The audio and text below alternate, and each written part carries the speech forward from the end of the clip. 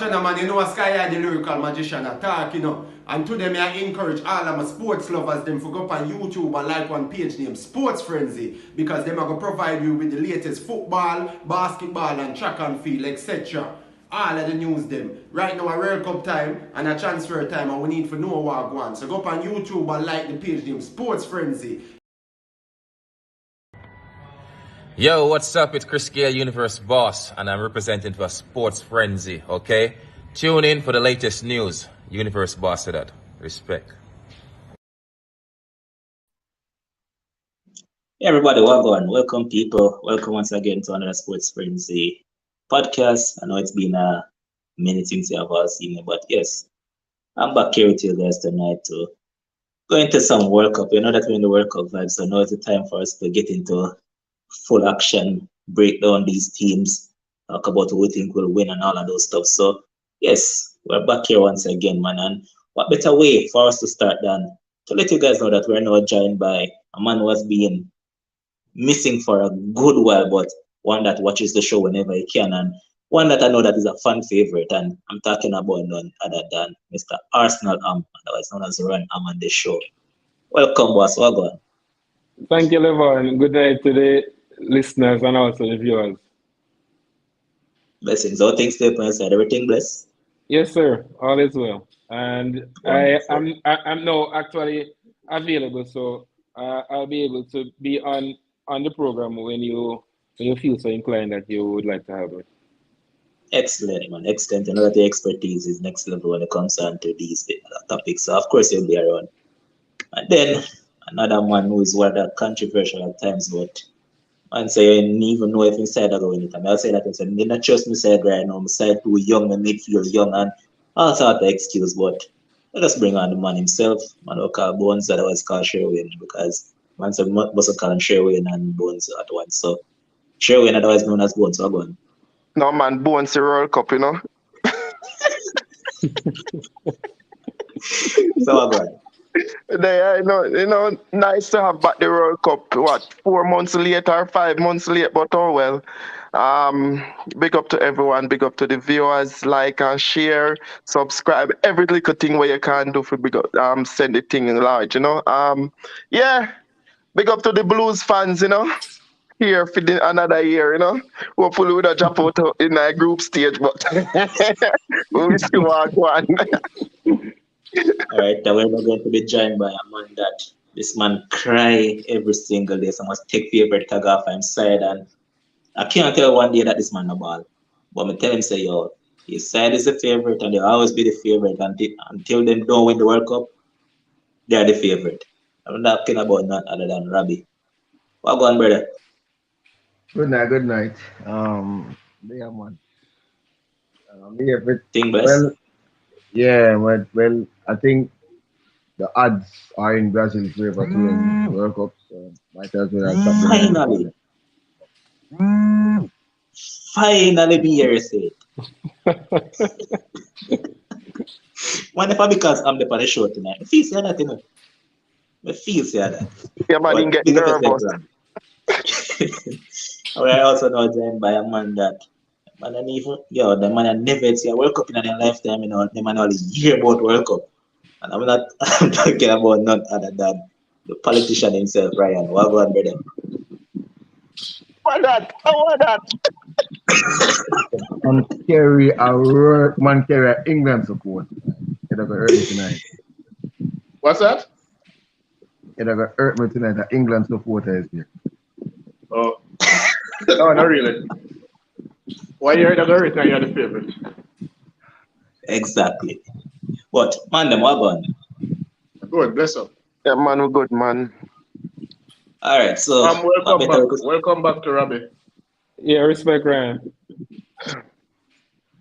Big up to the man. Them. So World Cup, a lot of interesting things going around. A lot of interesting teams. I mean, first off, Argentina has gone 36 matches unbeaten now. They beat up Malika Bugside 5-0 earlier this morning. Looking really good, well-oiled machine. But then, even though they're on a 36 match unbeaten run, they still can't compare to the biggest side right now. Big World Cup favorites. I'm talking about Brazil. So when you look at the side that Brazil has named, what's your thought process about this entire team? Because it's, to me, I'd say it's top heavy. Brazil side is top heavy. They have a lot of attackers. Midfield is okay. The defense, Decent. yeah, mainly the area of struggle is really the fullbacks. But when you look at the team overall, what's your thought on this team? I share similar sentiments, Levon, like what you just mentioned, in terms of Brazil's squad composition being a bit top heavy.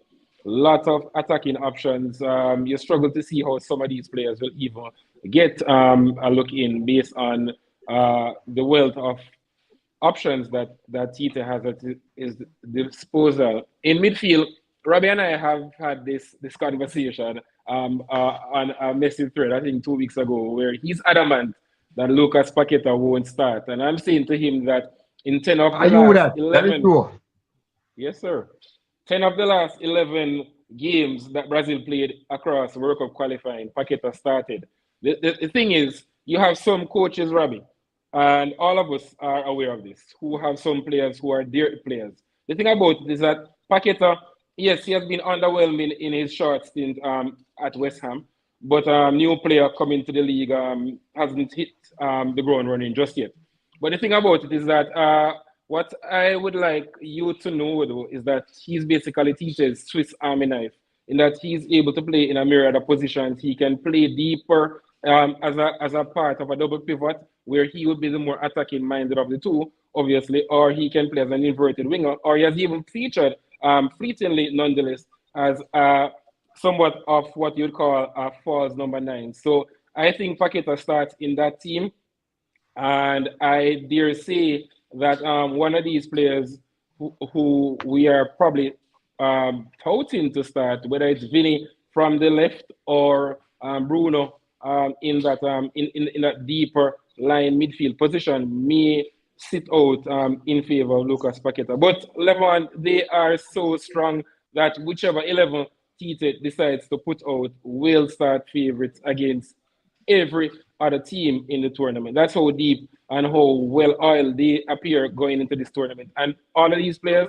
are basically in form. And you look at the options like Martinelli, like Rodrigo, they are playing well for their clubs. Bruno, who I just Yep. mentioned, has been pulling up trees for Newcastle, who have been flying in the Premier League, and he may not start. That's what I So was going to tell you, that you mentioned Bruno, but I have a strong feeling that neither Bruno and even Paqueta to an extent may start because Tite seems to love Fred and Casemiro together. yes, he loves them, but because I want the other guys to weigh in on this, so I won't be much longer on this particular point. But we have seen in qualifying where he has featured all three of them. That's Casemiro, Fred, and Paqueta. That's why I mentioned that Paqueta is able to play in a number of positions. So he doesn't have to play Yeah. in what you, because most of us are thinking that you're going to play a 4-2-3-1, but he actually used three different formations in World Cup qualifying. They had the 4-2-3-1 he settled on late on. He used the 4-3-3 and he also went with a 4-4-2 early doors. So which basically transforms into a 4-2-4 when they have possession, and invariably they will have 70% of the possession anyway. So I'm thinking that he's going to play a number of minutes, even though he may not necessarily play in what many of us are considering to be his settled position now, which is in midfield. All right, Robbie, you may go for next now because may I walk through your squad now, brother. I look at your goalkeepers. Well, obviously Alisson never start, but it doesn't really matter whether Alisson or Edison, two world-class keeper easily. So goalkeeper set. But look at your defensive pairings now from left back right across to right back. What is going through your thought process? My thought process, it's a good defense. I want to shot of a left back. Because right back, I will start Miller to not Daniel. And that, right back name, right? Daniel. Center We're back, going to start on Savan. left back? Militao. Miller. Oh, Nelly. We say starting Miliatam right back Yeah. and left back. Left back, after start. Depends on the game. Yeah, depends It's a on the scam game of because no, tell is a cone. Tell is a cone. So you have to be careful how you use it. The Brazil coach, the last World Cup make a mistake though. When we actually Casemiro the card out, we start Fernandinho, which we never know he was a friendly pitbull in Brazil jersey. Kevin them everybody ever feel them. Left back him start instead of you lose your best midfielder and Casemiro and you start Marcelo will carry the stop a fly. What's your own business on the attacking turn? And we have Philippe Lewis in name. Yeah, I Felipe mean, Luis. him should have started that game. Hazard have a field there also and so forth. So and I think he might make the same mistake. So it depends on which game seen. He might be selective about the left back. So Robbie, All right. Robbie, Well, Brazil have no left back in England with Brazilian heritage. England play right back, Sorry, right back. You said Huh? Poland come England come find right back. Ghana come England come find Ghana, right back. You yeah. come check there. Any of them have Brazilian heritage. That's a player. But I mean, that's a good. Funny enough, Bonetta is actually good at right back, because if you watch him Portuguese, they may have played a couple games at right back. So, I'm not worried about me not to play. but question, I'm going back to then I go to Ryan and Bones. Why is it that Brazil never look in the direction of Van Nistelrooy who is at Monaco? I blame the coach that because a lot of persons should have get looked into and the coach didn't do it. So as Rowan with What Monaco? them favorite and so forth. So we'll see. What Van him der do, what him pick. Van Nistelrooy from Monaco. And you have Wendell. Wendell is another option. The thing about it, also, guys, when you look at Alexandro's form and how he is now out of favor with Allegri, we have seen where he has become a big part player. If you had said this to someone 12 months ago, Alexandro would be almost on his way out of Turin. They would have probably scoffed at the idea because he was a nailed-on starter, but he has almost fallen off a proverbial cliff. Hardly features. We have seen many other options used instead of him, and it goes to show that that nothing is a certainty in football these days. Well, in life, But Sandra tends to have these fall offs, yes, but the thing about it, even at Juventus, yeah, but the thing about it, Ryan, to... is that even in terms of his contract situation, Juventus have been stalling on offering him a new deal because, and then we know Juventus. He's what now, 29 or so? No, he's actually 30. 30. Yes, but the thing is, I think LeBron is going right there.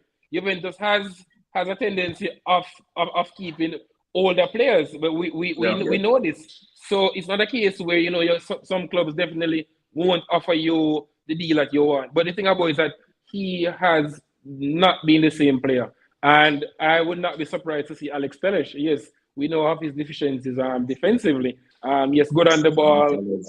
When he gets set pieces, he has excellent delivery, but is not able to win his individual duels when he starts with defending. So I think he's going to start over Sandro because Sandro is basically out of form. All right, but they look at it then now. You as a tactician, as a coach, you play against Brazil. You got to attack Brazil weak side and that's the left hand side. Anyone them start is the idiot. You don't attack Brazil through the middle. No, I'm not saying that. If you're going to attack Brazil, you're going to attack one them left because that's them weak. No, that's what I'm saying. You don't attack Brazil through the middle. I'm agreeing with you. But to be fair then, Ryan, and well, not to be fair, but if we really look at it, what we had seen of Alexandra and Danilo when they're at Porto is total difference based on the trajectory where these guys actually are in their career now. Because when we saw these guys at that club, we thought that hey, these guys would have been on top of world football. But Danilo went to City, and from then career took a downturn. Sandro hasn't been the same player, and I mean, personally, I can't understand. Danilo is a little bit more consistent. He hasn't been a big player like that, but he has been a solid 6. He has actually sometimes been good. A 7. He's actually been good this season, Yeah, guys. he has been good. Yeah. I've watched him at length. Relative And him have the armband to now. Sandro, yes. I think the added responsibility, where he has been given the armband on occasions. I think he has been, along with Bremer, Juventus's best defenders, because when you look at the likes of Sandro, Chichesney, the Bog. goal is a joke. Bonucci, long Goal. pass, his best. So yes, I think he has been fairly good this season. But even at left back, and correct me if I'm wrong, I don't remember if it's Leon or the same Monaco he plays for, but Caio Enrique, which club he plays for? Enrique plays for Monaco. There you go again. That's another left back option that they could have looked at, because he has been good, if you ask me. Yes, he has And been better good. than Sandro by far. He used to play straight in the Bundesliga for Wolfsburg.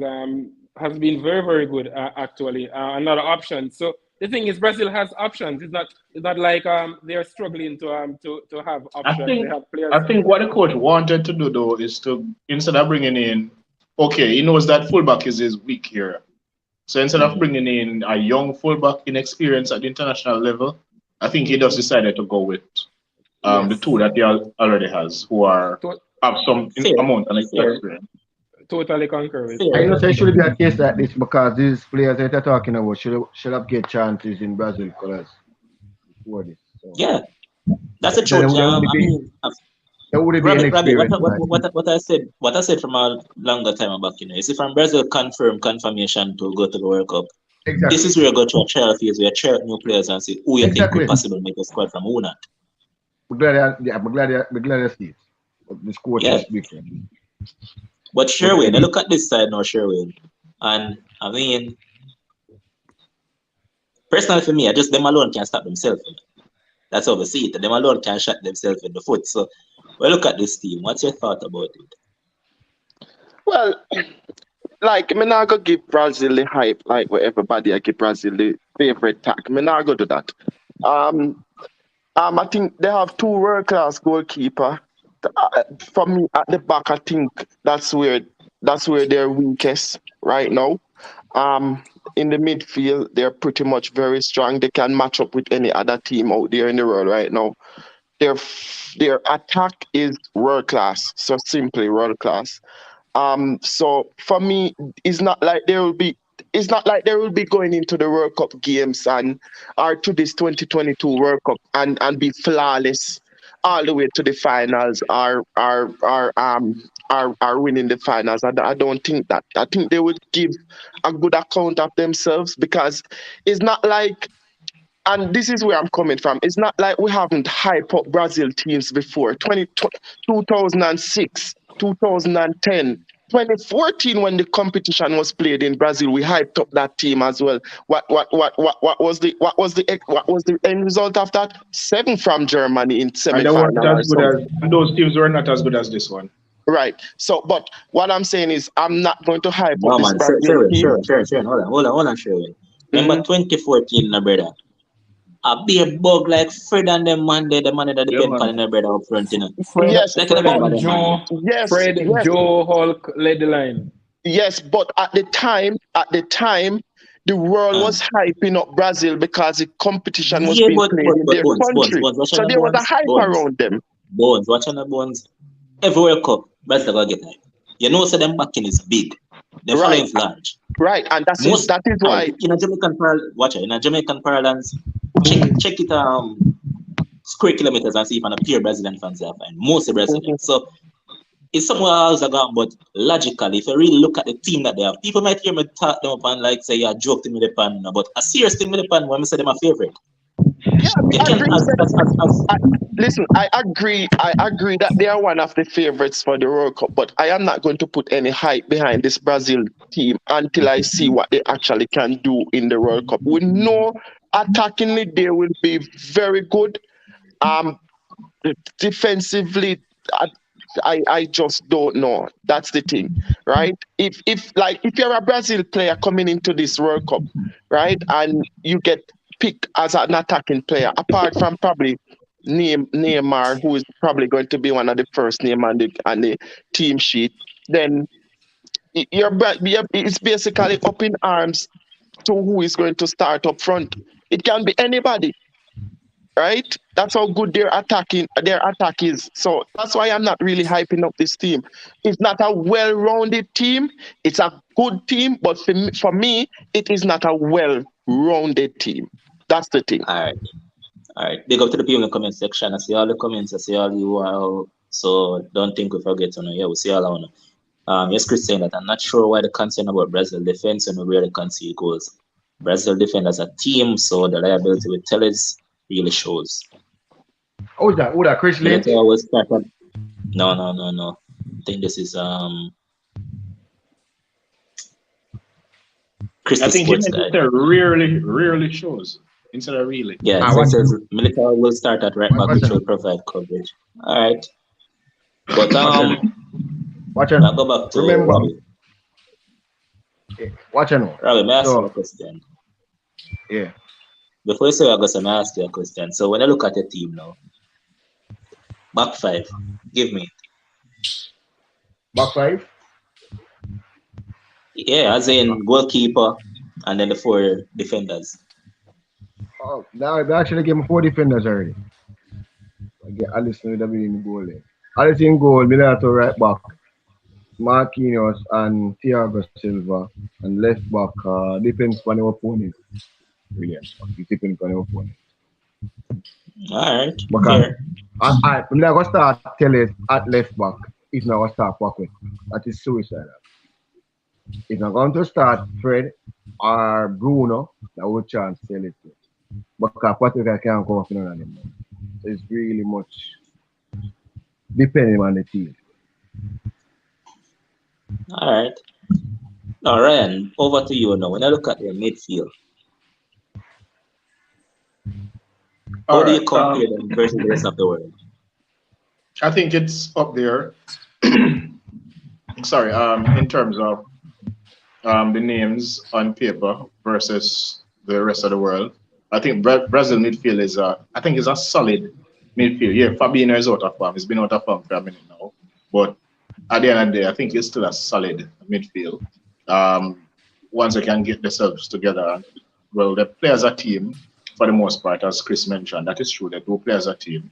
But I think the solidity of the midfield helps to gloss over some of the flaws that they have in defense.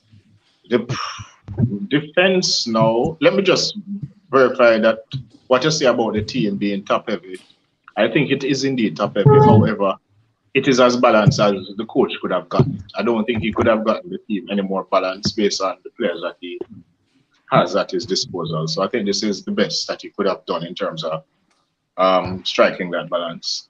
But the issue, I think, with their defense is, can Thiago Silva last an entire tournament? The man is 38-year-old, and to play game in, game out every 3-4 days, can he last a full tournament? And that is where the true test is, and I think we will see what happens if he can or if he cannot. But I think they do have, for me, Brazil is the favorite for the World Cup. I've been saying this for a minute now as well. I think they are the favorite. I don't think they are the overwhelming favorites per se. But if you are going to name somebody come to me and say, "Who you think going to the World Cup?" My answer is going to be Brazil. But every team have flaws, and Brazil is no different from them. But in terms of, I think this is the best he could have gotten the team to a balance, and I also think that Robbie is saying that he think Paqueta won't start. I don't see why Paqueta will not start when the coach uses him so often. No, but I'm saying that depends on the team. Cause I don't think so. I think he's going to start regardless. So if you're going to start Paqueta beside Casemiro, why you going to start him? Beside him, fam. But he doesn't have to start beside him. No, but in this part, in the he can play as a number 10. What? He can play as a number 10. No, And come Neymar. on, Or the coach can go 4-3-3. yeah, but then again, Robbie is forgetting that the same Paqueta guy, this guy can play anywhere across the forward line. Exactly. Any single where. He can be Paqueta can play in a 4-3-3, he can play in a 4-2-3-1, and he can play in a 4-2-4 or 4-4-2, whatever it is that So when I say Paqueta and Casemiro and amigo.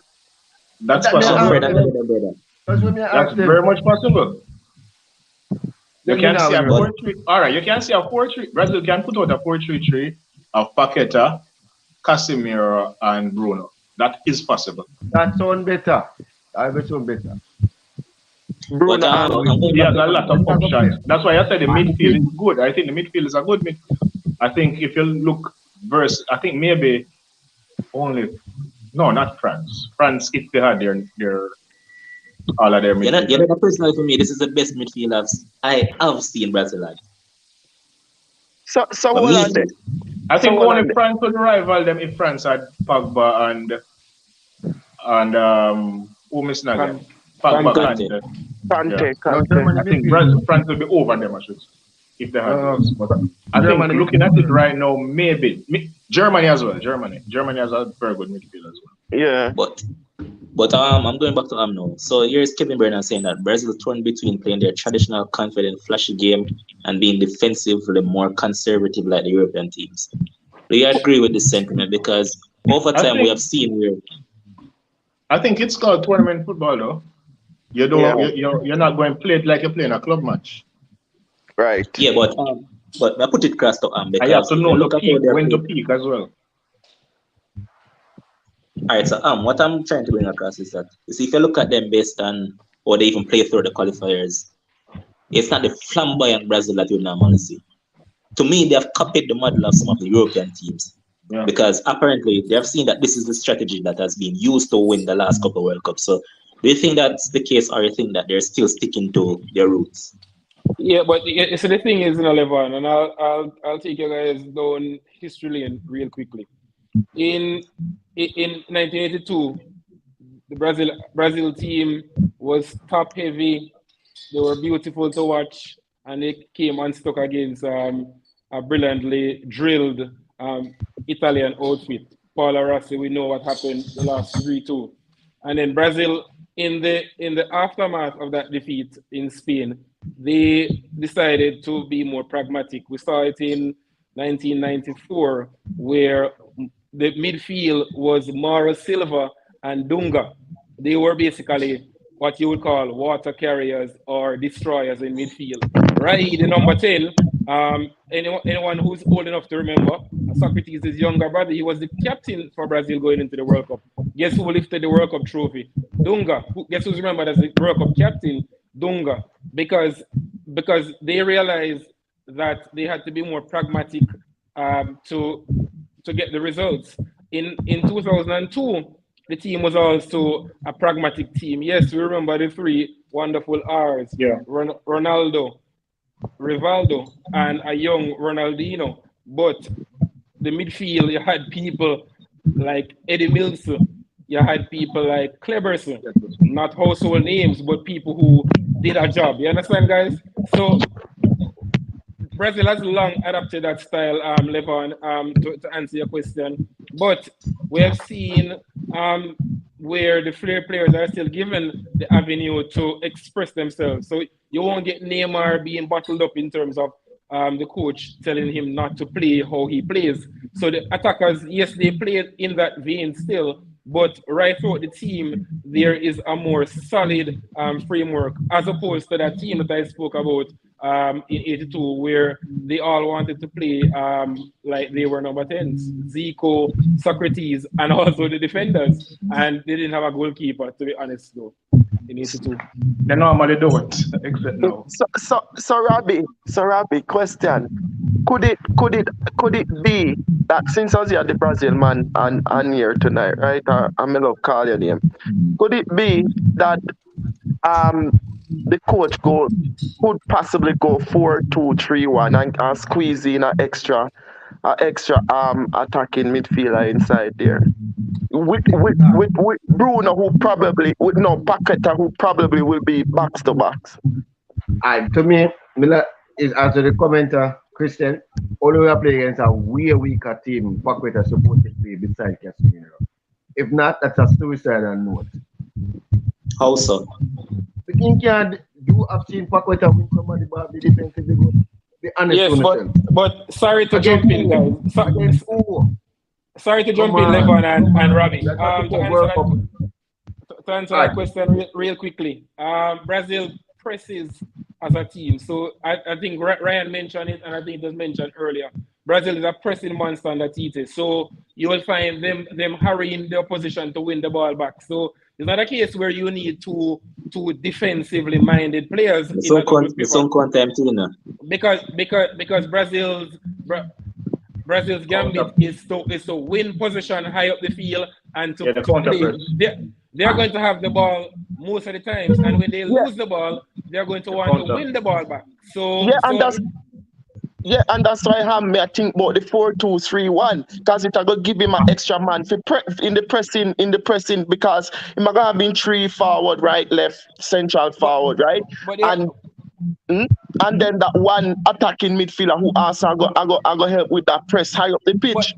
But the thing is, Bones, and you will agree with this. You have to press as a team. You have to compress the space between the lines. So it's not just that those 4 players who lead the attack who are going to be pressing. The team will press and win the ball back high up the pitch. The thing about it, guys, if you remember, when we think about that Barcelona team, right, that everybody remembers, yes, Robbie probably doesn't want us to talk about them because, you know, Robbie's affiliation with Real Madrid. But when you look at that midfield 3, Xavi, Iniesta, Busquets, they don't jump off your tongue as players who are physically imposing or defensively minded, but guess what?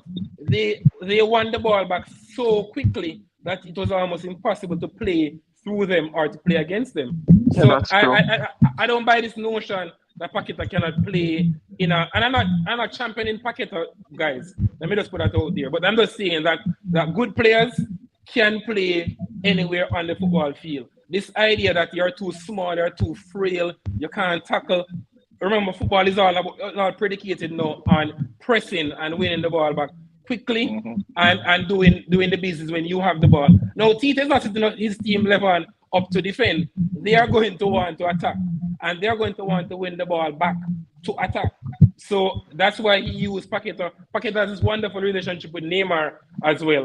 They have this chemistry, which is, I think, unparalleled in that Brazil setup. When you look at Neymar with any other player, probably Neymar and Gabriel Jesus, but Neymar and Paqueta, they have struck up a chord that is very, very good and very, very beautiful to behold from a neutral perspective. But yeah, what I'm talking about, Robbie, forget. Robbie is forgetting this big time. If you look at Marquinhos over the years, my brother, Marquinhos basically plays a defensive midfielder for every single team in play for, you know. So you still can't play Paqueta because you have Marquinhos who are going to fill in. You still have Thiago Silva over there as the last man because basically that Thiago Silva do. No, but also yeah, expect Casemiro gonna play a little bit deeper than him, anyways. Precisely, and remember that Robbie went with Militao, who yes is adept at playing at right back, but who really and truly is a central defender by trade, right? So you already have that defensive, and you know that Alisson or Edison, they're going to play with a high back line. They're going to play with a high back line. So this notion that you need Robbie, I think you're just being coward, and I don't think you rate Paqueta, you know, Robbie. I don't think you rate Paqueta, you know. What? Me no Paqueta? Levon, talk to you. Eva, please talk to you. You rate him, man, but Robbie don't listen to me. Tell Robbie say, yo, Paqueta should have gone over Newcastle. But Robbie never listen to me. That's what me tell you, me agree to it. Me agree to that. The foolish move going to West Ham. The joke move. He used to play Bruno and Leon. Why never go over in Brown go follow Newcastle where he want to be one star? So Robbie, who you really have side of Casemiro in our middle? Bruno? Yeah. Bruno is very attacking. Bruno is very attacking good. We can't take that from him. So now come tell me both them can do it. But And it's defensively Well, good. Robbie give me forward line when he's done. Oh, me watch Bruno Robbie. I'm not impressed with him defensively. Rubbish. You're not Rubbish watching Bruno then. But who you I watch? mean, you're not watching Bruno. Maybe I the two match when me see me now. Where you want him to? No, both waste on him someday. No, Ryan, No, not that wait, brother. hold on. Sorry. At the Bruno for Man United, him I watch. That's why I No, say that. sorry. I mistake me. Me know who me attack. Sorry. Of course, I mistake you, man. Sorry, I mistake me. Me I mix up two. Me I mix up two baller. Sorry. And the two of them play for Brazil. And the two of them play for Brazil. Ron, the next thing you need to understand, what happens if they break the press? You keep talking about pressing that Brazil is the best pressing team in the world. What was that game where Brazil pressing that working and the coach have altered his tactics and so forth? What are they going to get blamed for a lot of things? Remember, yes, but Robbie, remember the couple years well with no play aside in Europe.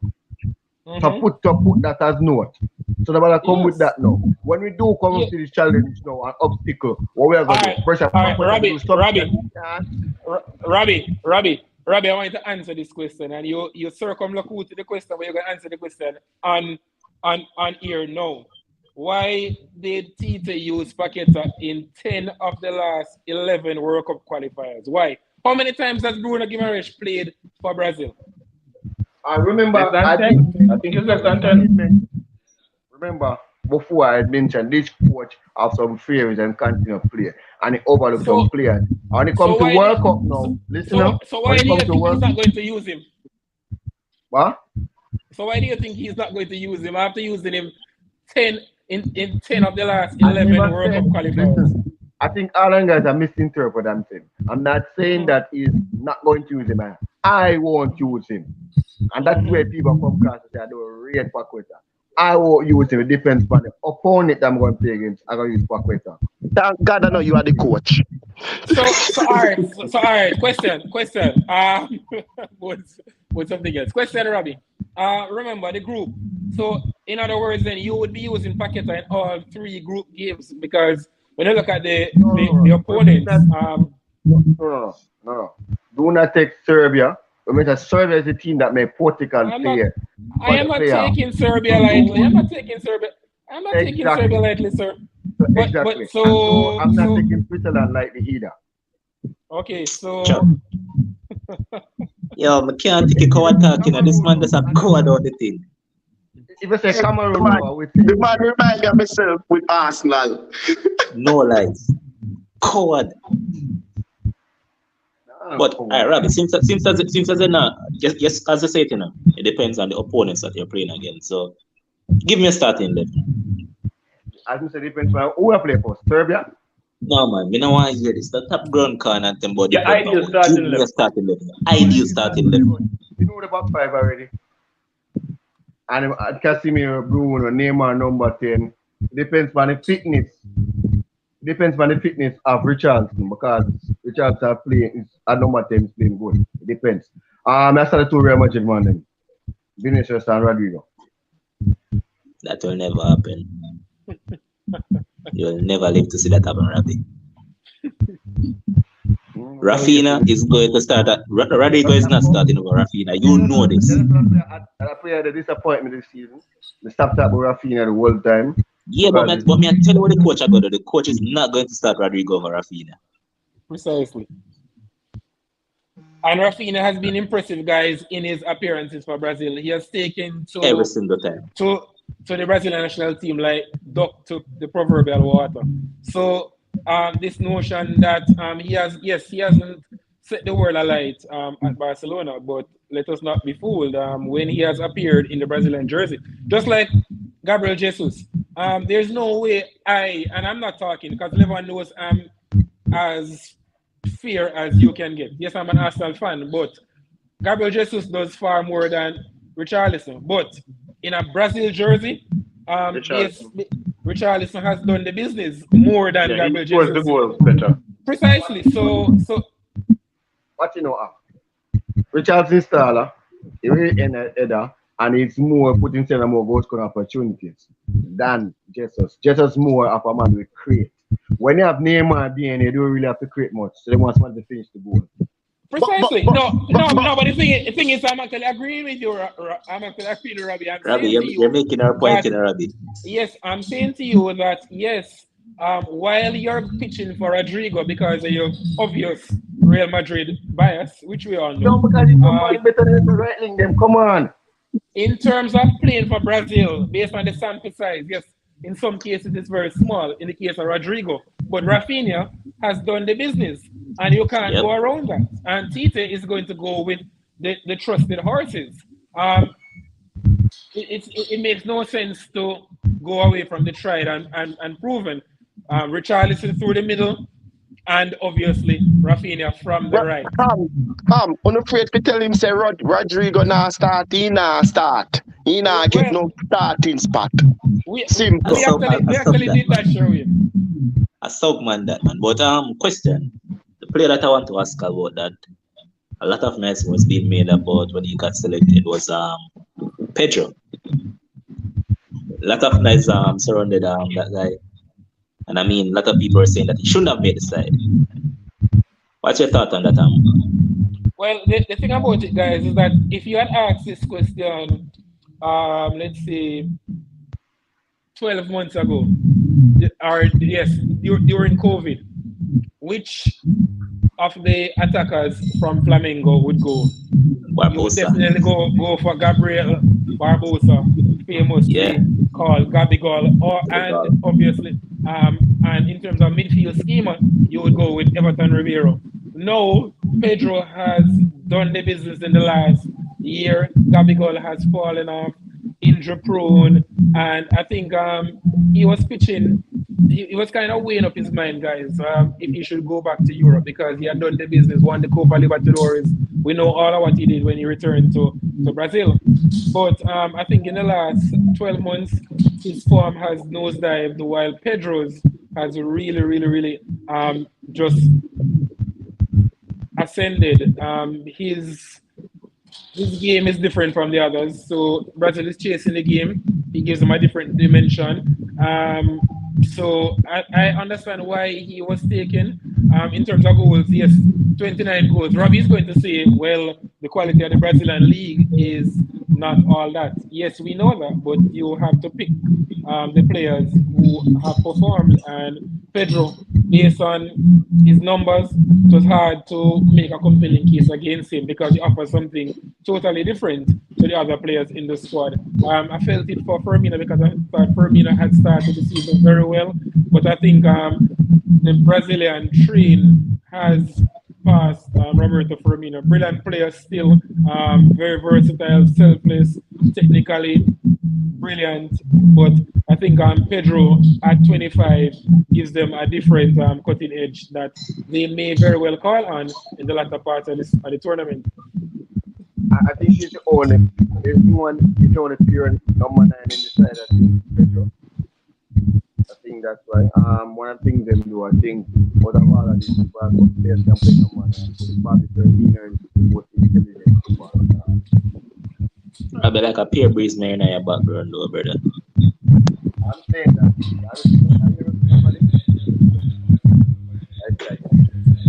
Nah, here. I'm saying that.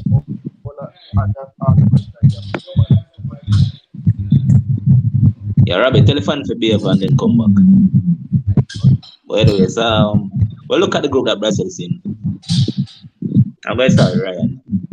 Which two you think is going to qualify from that group? But I know some Brazil, because obviously we have Brazil to go through. Well, I was looking at it today now, and I'm split. I'm still split between Swiss and Serbia. It's a toss-up for me between both of them. As it is right now,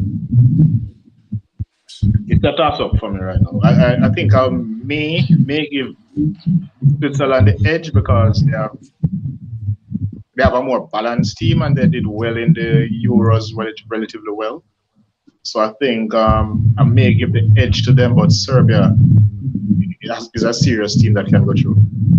So maybe 51-49% in favor of Switzerland. It's that close, to be honest with you, for me. All right, just for me. Well, let me save mine until last. Which party I go for this? When you look at the other teams, because Brazil obviously should qualify on a canter. Cameroon, interesting.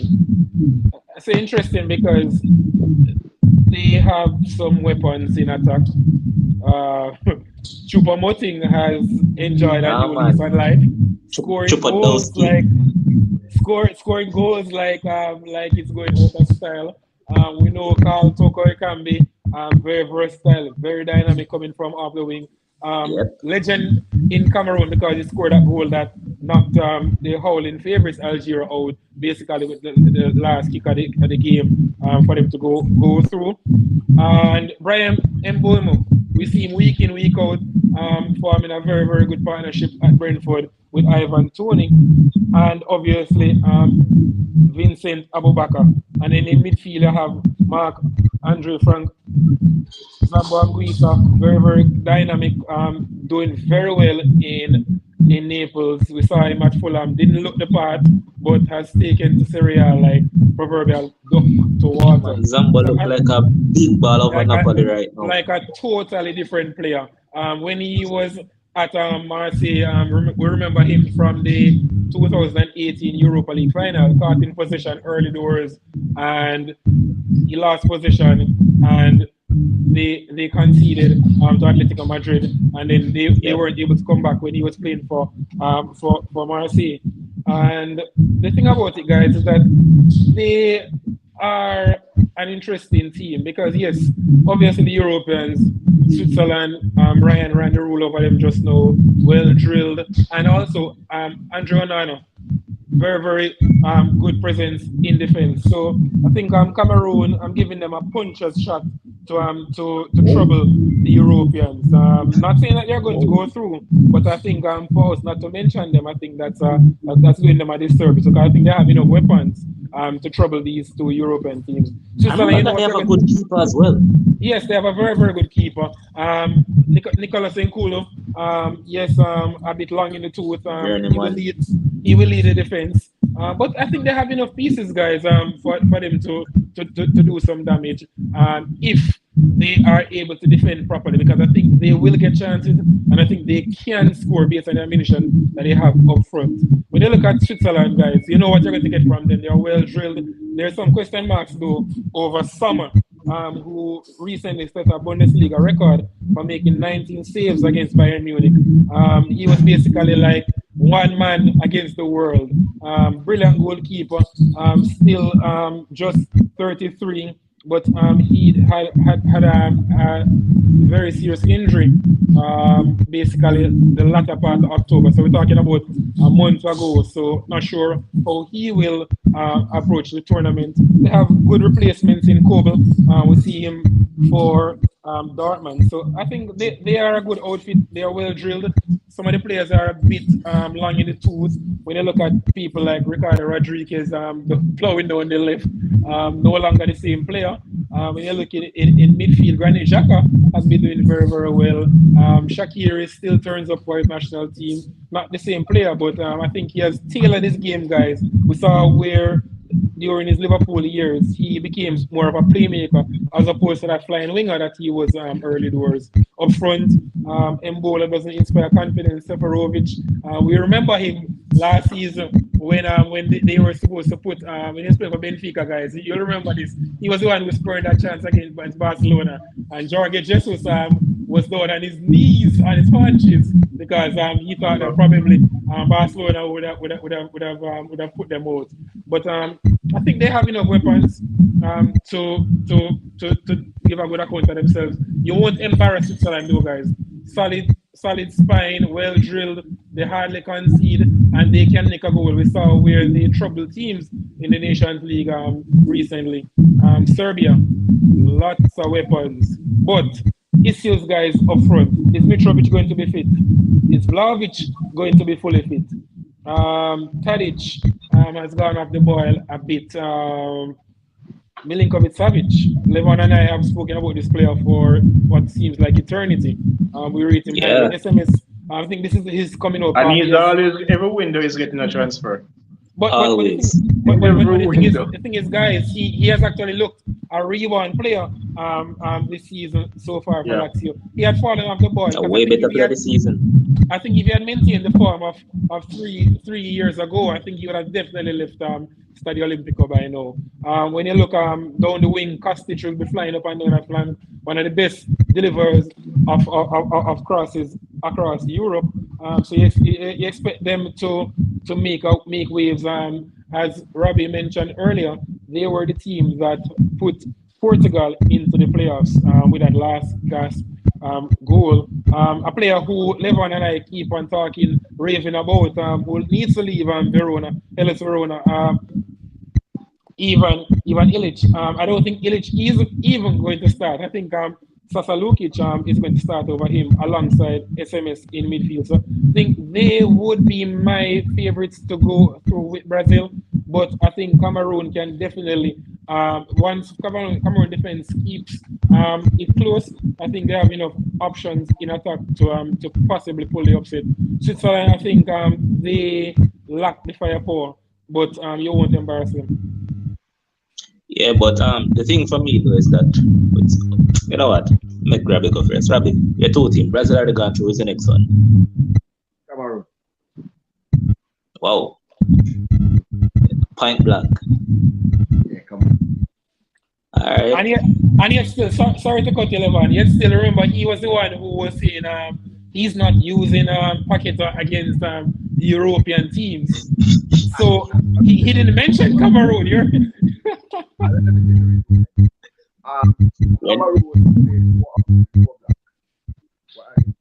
they're not going to play this expansive football and support, so they were most than it. When you add Rabbi, lag out and lag in back. Okay. Just lag out and lag in back, Rabbi, because connection at chip in and chip out, bro. But the thing with me, I would have went with Serbia off the bat, but that injury to Mitrovic have been a scratch made, man, because Mitrovic has been excellent this season, but that injury, I don't know. Isn't 100%. He has missed some games for Juve. Jovic. I don't think he has played the last 4 games. Yes. What happened to Summer though? Summer ankle injury, but he is still a part of the squad, so still expect him to be available. But even if Summer doesn't play, Switzerland has always had good goalkeepers. Gregor Kobel is an able replacement. That man keeper. Yes, he's not top class, but he's not Summer. Developing. Yeah. Well, not many are. Because Summer is you grossly see, underrated. last World Cup and Euros, when you needed the big saves to be made, Summer was making them. So one of those precisely. And one of those big saves that Summer would pull off, maybe Kobe can't pull it off. But and then you end up losing the game 2-1 instead of draw 1-0. But Ryan, even before Summer, the player who Summer used to justify that #1 jersey, Diego Benaglio, was also a brilliant keeper. If you remember how well he kept in 2014, kept Argentina at arm's length until Di Maria snatched it late on with that 117-minute winner. He was the goalkeeper then. So they have always had good goalkeepers. The thing about Switzerland is that you know what you're going to get. Most of those players, they can put a 7 down in terms of what they're going. They're very solid. They're very consistent, very solid, right? It's hard to throw them off their game because they're well drilled. When you look at midfield, they have options. Frola, who I think is better than Nottingham Forest. Kind of surprised that he swapped Atalanta for Nottingham Forest. But you didn't watch the Nations League game with them and Spain? Yes, I did. Frustrated Spain. It's like, and it's like even when Spain scored, it didn't matter to them. They just kept on doing their thing. Yep. Because that's the thing. They are not easily flustered. Some of the players are a bit long in the tooth. Spoke about Rodriguez up front. Mbola hasn't convinced. We thought he would have kicked on. He's now at Monaco, still a bit part player. Still can't get games ahead of people like Ben Yedder or Voland. He's basically an option from the bench. So they don't inspire. Real Mbola. And But Seferovic. the defense is good though. Yes, the defense is good, and good midfield is solid. Shakir will put good deliveries in. Rodriguez and Vidma from deep in terms of overlapping. So I think they will be a match for all three teams. They will give a good account of themselves, but I just think that they lack the requisite firepower to get over that home. Fair. And we're going to move along because we have time against us, so we're just going to get through probably one more group or two more group. So we're gonna go to Group A. You know that Group A has the host themselves, Qatar. You have Netherlands, Senegal, and Ecuador. Now we look at this group. Off the top, a lot of people would just say Senegal and Netherlands. But if you have watched Ecuador over the past 12 months to 18 months, they have been very good. I mean, they may not have the firepower up front, but defensively, they are stingy as they come. And it wasn't no surprise to me when I saw that Pierre Nketiah actually went over to Leverkusen. But I'm going to mention this youth. I'm sure that I'm know him. I'm going to put him on team. This youth is a central defender, plays for Royal Antwerp. His name is William Pacho. This guy is crazy, man. Crazy talent. And just look out for him, man. And you know that in midfield they have Moises Caicedo, basically the best player. And then they have also drafted the youngster from Brighton as well in Jeremy Sarmiento. So these decent crop of youths coming through for Ecuador, and I like what they're doing. I wouldn't write them off totally, but top two for me, but just like talk it straight as it is. Netherlands and Senegal. And the thing that I really want to say at this World Cup, I know that the coach might not do it because say Van Gaal is one of them loyalists, but I love to see Gakpo unleash himself in this World Cup, just like Van Gaal did with Depay back in 2014 or 2010? 2014. Yeah, 2014. So I'd love to see him that with Gakpo or even Javi Simmons, because Javi Simmons has been excellent this season. So I'd love to see one of these youths come through, but off the top, I'd go with them. And Senegal, I think all their hopes depend on how fit Mane is. And right now, that is a hit and miss right now with Mane. So tough group. Qatar is the only one that I'm ruling out because all their hopes rely on Afif. If Afif doesn't perform, that's it for Qatar. So we'll look at it. Tough group to call in terms of second spot.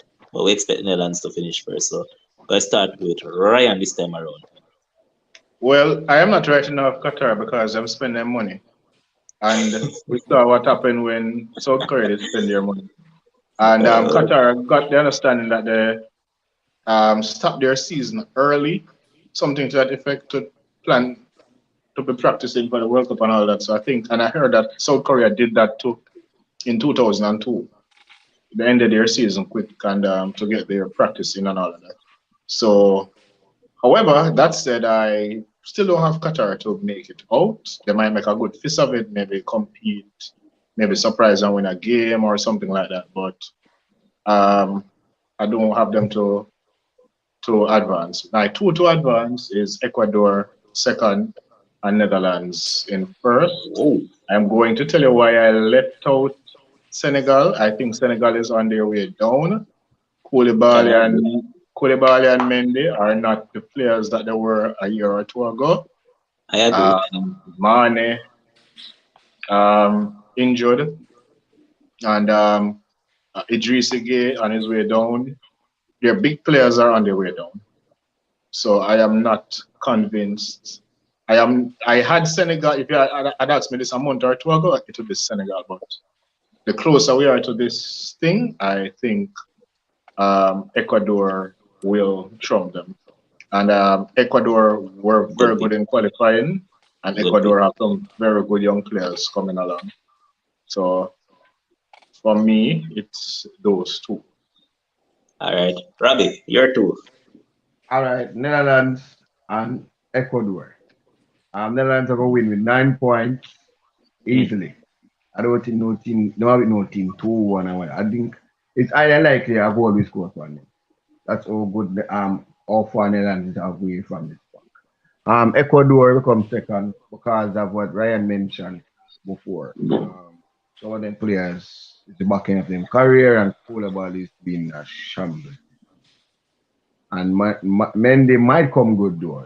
They can't know when a farm gonna bounce to somebody. That's not right. Which one of them Koulibaly men? Because the one man they play good for Senegal right now. all And right. there's a midfielder, Nampalys, who can't play for Leicester. I don't know when a farm gonna spring for the keeper, so I can't write him out in the on the best. Alright. So I'm saying that so pretty much that's it. Them top two, Ecuador and easily the Netherlands. Netherlands one of a dark horse too. Alright, so you have heard these two guys. Are you sticking with the African side? Because this is the side that a lot of people are given a chance to actually create noise at the World Cup, If you scroll across social media, you see a lot of people saying that they believe that Senegal can create the upset at the World Cup. Do you believe that they do have the quality to do that? Or you agree with both Brian and Robbie in the sense that the players are on the decline and they're not good enough as they were before? I would tend to side with the guys in terms of a number of the players have question marks, and even players are missing the tournament altogether. You look at someone like Bunasar.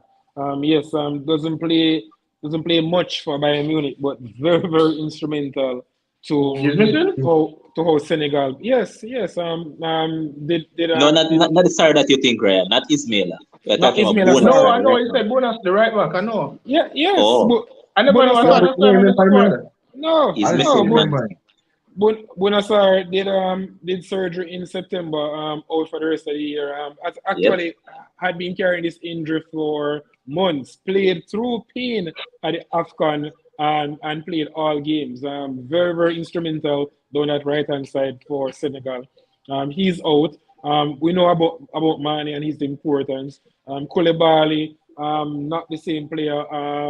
When you look at where are they going to get these goals? Bamba Dieng doesn't inspire confidence. Boulaye Dia, hit and miss. Yes, Yeah, doing I'm going to think of Salernitana, yes. Salernitana, yes, but still doesn't inspire confidence that he will be the man to lead the line. Because even Mane somehow plays, this is not going to be the Mane that we would have expected a month ago. So let's not fool ourselves. Ecuador, interesting because Stick up as in before I go Lever, to Ecuador. Senegal, don't they have Iliman Ndiaye? yep, Yeah. I'm looking out for that kid. I like what I've seen of him this season, and I really think if they give him a shot, he could do a thing up here. But all right, but continue. but the thing about it is that Aliou Cisse is one of those tacticians who is very rigid. He doesn't deviate. When he trusts players, he tends to go with the same horses. Basically, Yep. runs them into the ground. So you basically expect the team. I can name barring Mane, who I'm not sure if he's going to start. I can name the team off the top of my head. Basically 1 through 10, and then Mane, if he doesn't play, then I would have to think about a replacement. But Cisse doesn't doesn't deviate from his stride, and So who it's is proven Sar's because backup? Who is bonus Sar's backup now? well in terms of Right right back. back options, you're looking at you have Abdou Diallo Diallo. would be able to fit because Oh yeah, he Diallo. Yeah. but Diallo can cover both fullback positions. He can even play in the center. We have Bolo Torre, who is at AC Milan. He can also play out there, or he can partner Koulibaly. So they have Yeah, but options stick up in around. right there too. You know, that's a next one that hasn't kicked on based on what we had said initially. And I think it was a bad move leaving Monaco go to AC. AC Milan. To AC Yeah, Milan. it was a Well, bad move. Reason being, when I look at it, brother, oh, you go usurp Theo Hernandez. yep. Not gonna happen. Yep. But continue. So Ecuador, when we look at the players coming through, remember the last South American under 20 tournament that we had before COVID. Ecuador won it. They finished third at the World under 20s. So that crop of players coming through, it really is good for Ecuadorian football. When you look at the person leading the line, still that same man, Ener Valencia. Rabia, your girlfriend a call. Tell us later. We continue.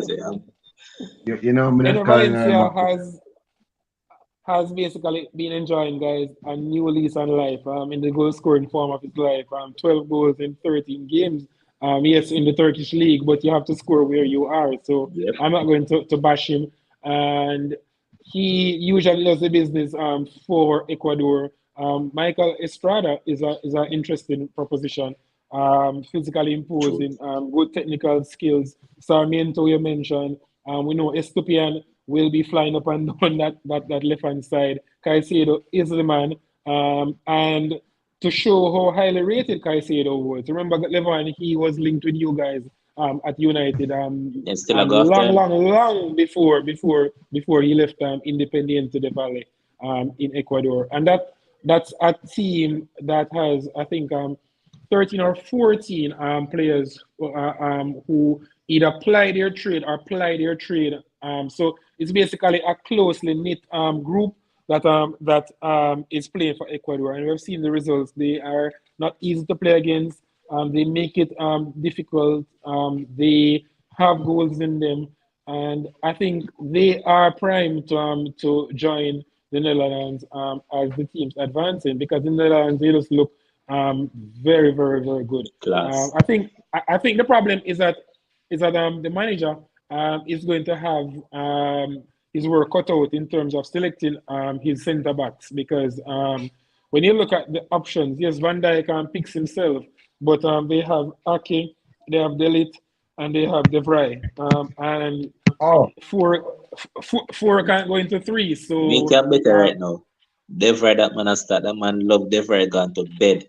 Well, and we know Louis van Gaal is one who sticks to his guns, and he's in midfield. I expect to see a pairing of Coop Miners, who's grossly underrated, doing the business Oh, at jeez, Atalanta. man.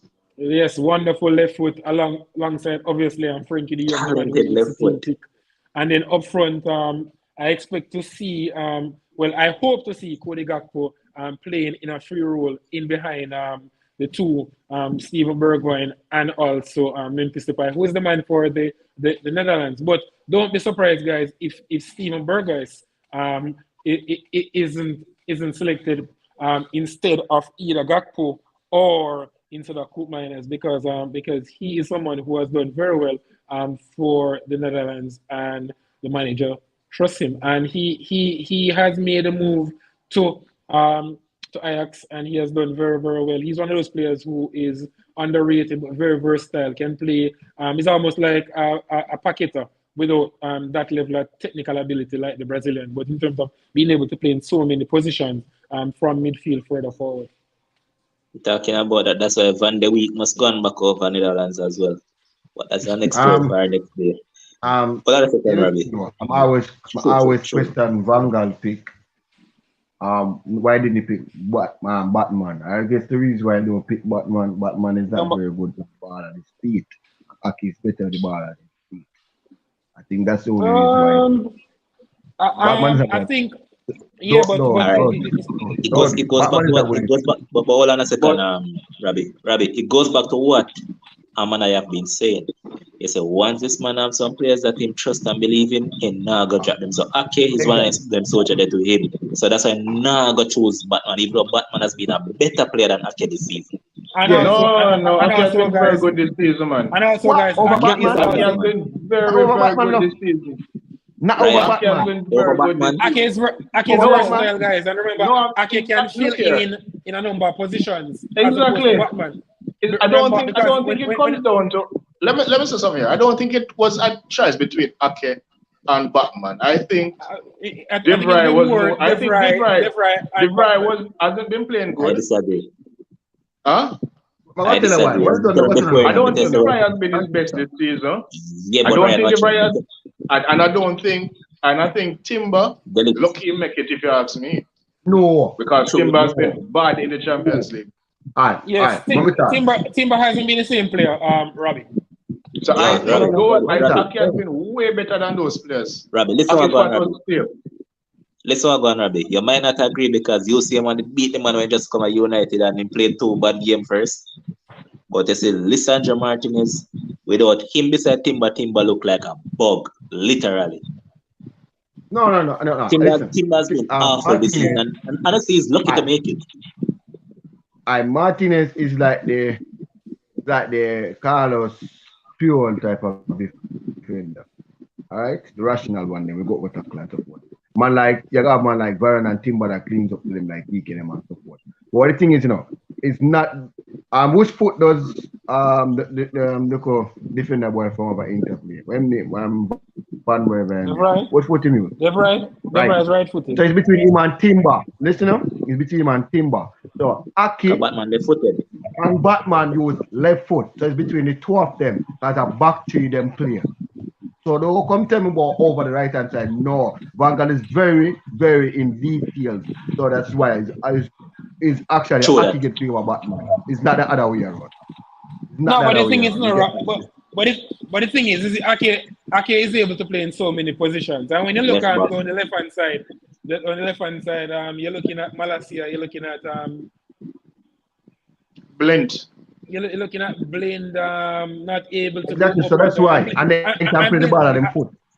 Yes, but separate apart from that, Ake has enough experience and knows playing as a fullback, right?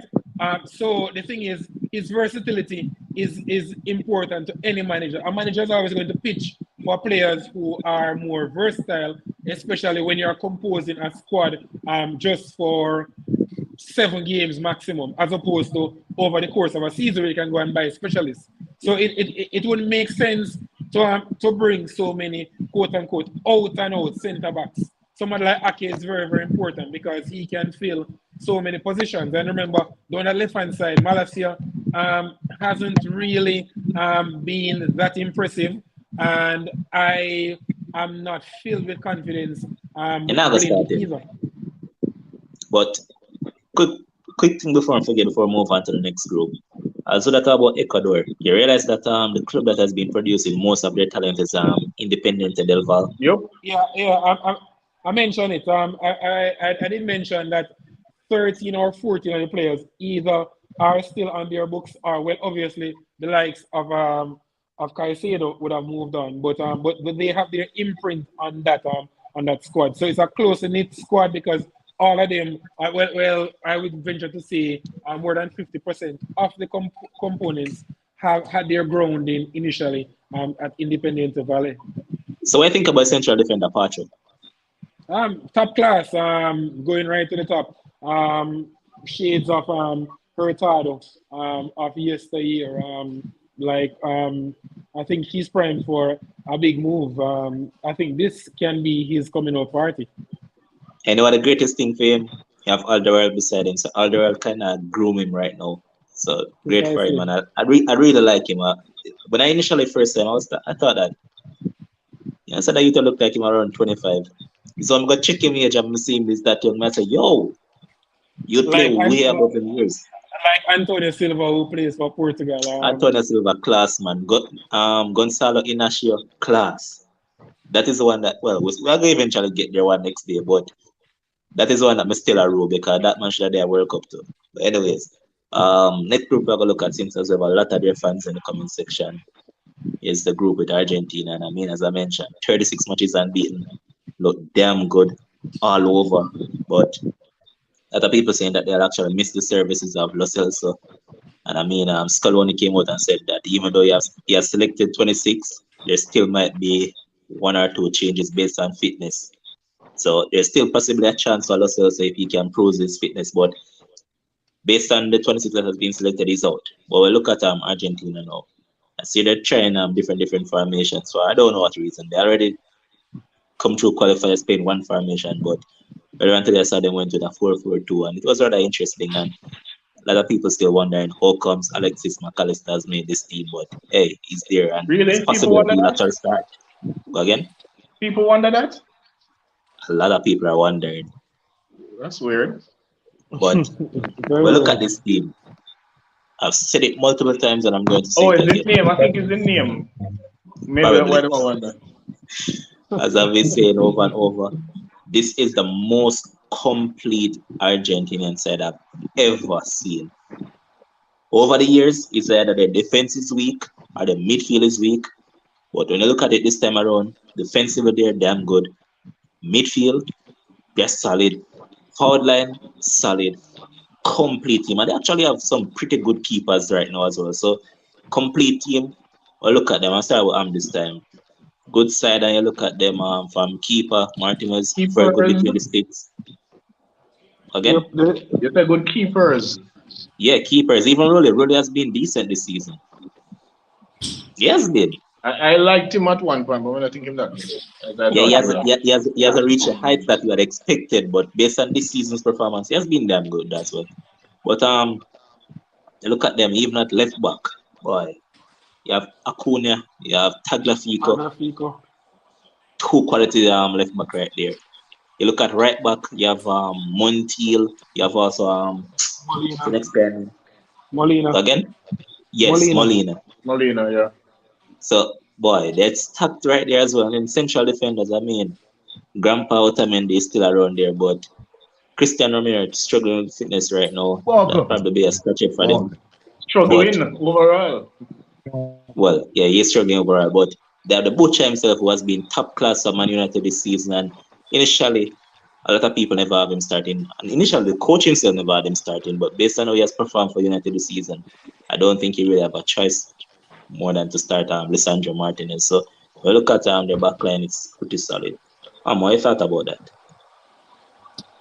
Totally agree with your assessment. I'm going to go as far back as probably the team that breezed through qualifying in 2002 under Bielsa in terms of how deep and how well oiled this team looks.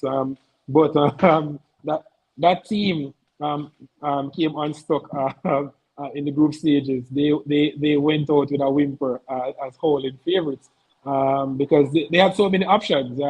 They had Batistuta, yes, he was getting to the end of his rope, but Crespo was there. They had so many weapons, guys, and then they floundered. This team, 36 games unbeaten, scoring 70 goals. And to be fair, they outside of when they played Brazil, probably in the Copa America finals. Yes, the games they have not necessarily blown teams apart, but Yep. as Levon mentioned, the defense has been very, very solid. And they just give the ear of a team that is just not going to concede. And this is not what you would have said to someone probably 10 years ago about Argentina. So it shows how much their football has evolved in terms of a team framework. They seem a closely bonded team. They seem to be all pulling in the same direction. I think Rodrigo de Paul, his addition to that team subsequent to the 2018 Austin from that World Cup, I think that was what set the whole thing in motion, because I think he does so much work that goes unnoticed. He's a brilliant player, able to play so many positions. When you look at how they set up guys, Molina, if he plays, and he usually plays, he is not adventurous as say Acuna or Tagliafico on the other side. So he necessarily doesn't venture very far forward. So that gives the right hand side to Rodrigo de Paul and obviously Messi, and sometimes Di Maria to do their work in that space. And he offers that added security because he's not going to venture too far forward. In Emiliano Martinez, they have a very good goalkeeper, which they have lacked for many years. Yes, we know Ramiro did a job, but he was limited, not as well-rounded as Martinez is. Martinez is able to play with his feet, which is important nowadays. He's brilliant at saving penalties. He gives confidence to that back line. Yep. Far removed from the shambles of 4 years ago when Caballero, who I think, to be fair to him, he should have gotten his look in from his Malaga days. Obviously, in 2018, he was well past it, and it showed. So I think they have a very, very No, you're strong core. Ryan, I make up a pace. Now you're a keeper. You never think him when you said at one point.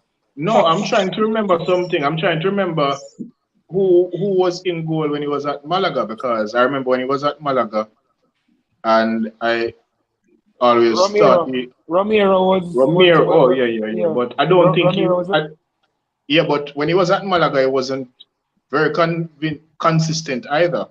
He had some very good games, you know. But he was better. He was better then. But he was better then. So it goes to show. And the thing about it, Ryan, is that many times Argentina selected 3 goalkeepers for various tournaments, and he wasn't selected, and it befuddled onlookers, because I'm not saying that. Yeah, that's what I was saying. He should be in the squad, but at least in the squad. Because, well, not necessarily a starter, but definitely in the squad, because just like because if you look at it now, Franco Armani, I think he's average. Precisely, and people like Armani were getting looks in ahead of Caballero. Yes, so it just goes to show that no, Scaloni, and the thing is, guys, remember that Scaloni was basically an interim manager, stopgap, per se, to replace Sampaoli and the falling out from 2018. But then he came in with his group with Walter Samuel, with also Pablo Aimar, and they have created a group, and Messi is a second there. Scaloni was a backup to Sampaoli, right? Yes, he was. Yes, he was. And the thing is, remember that these are players who Messi would have played with early in his Argentinian career. Samuel and Scaloni.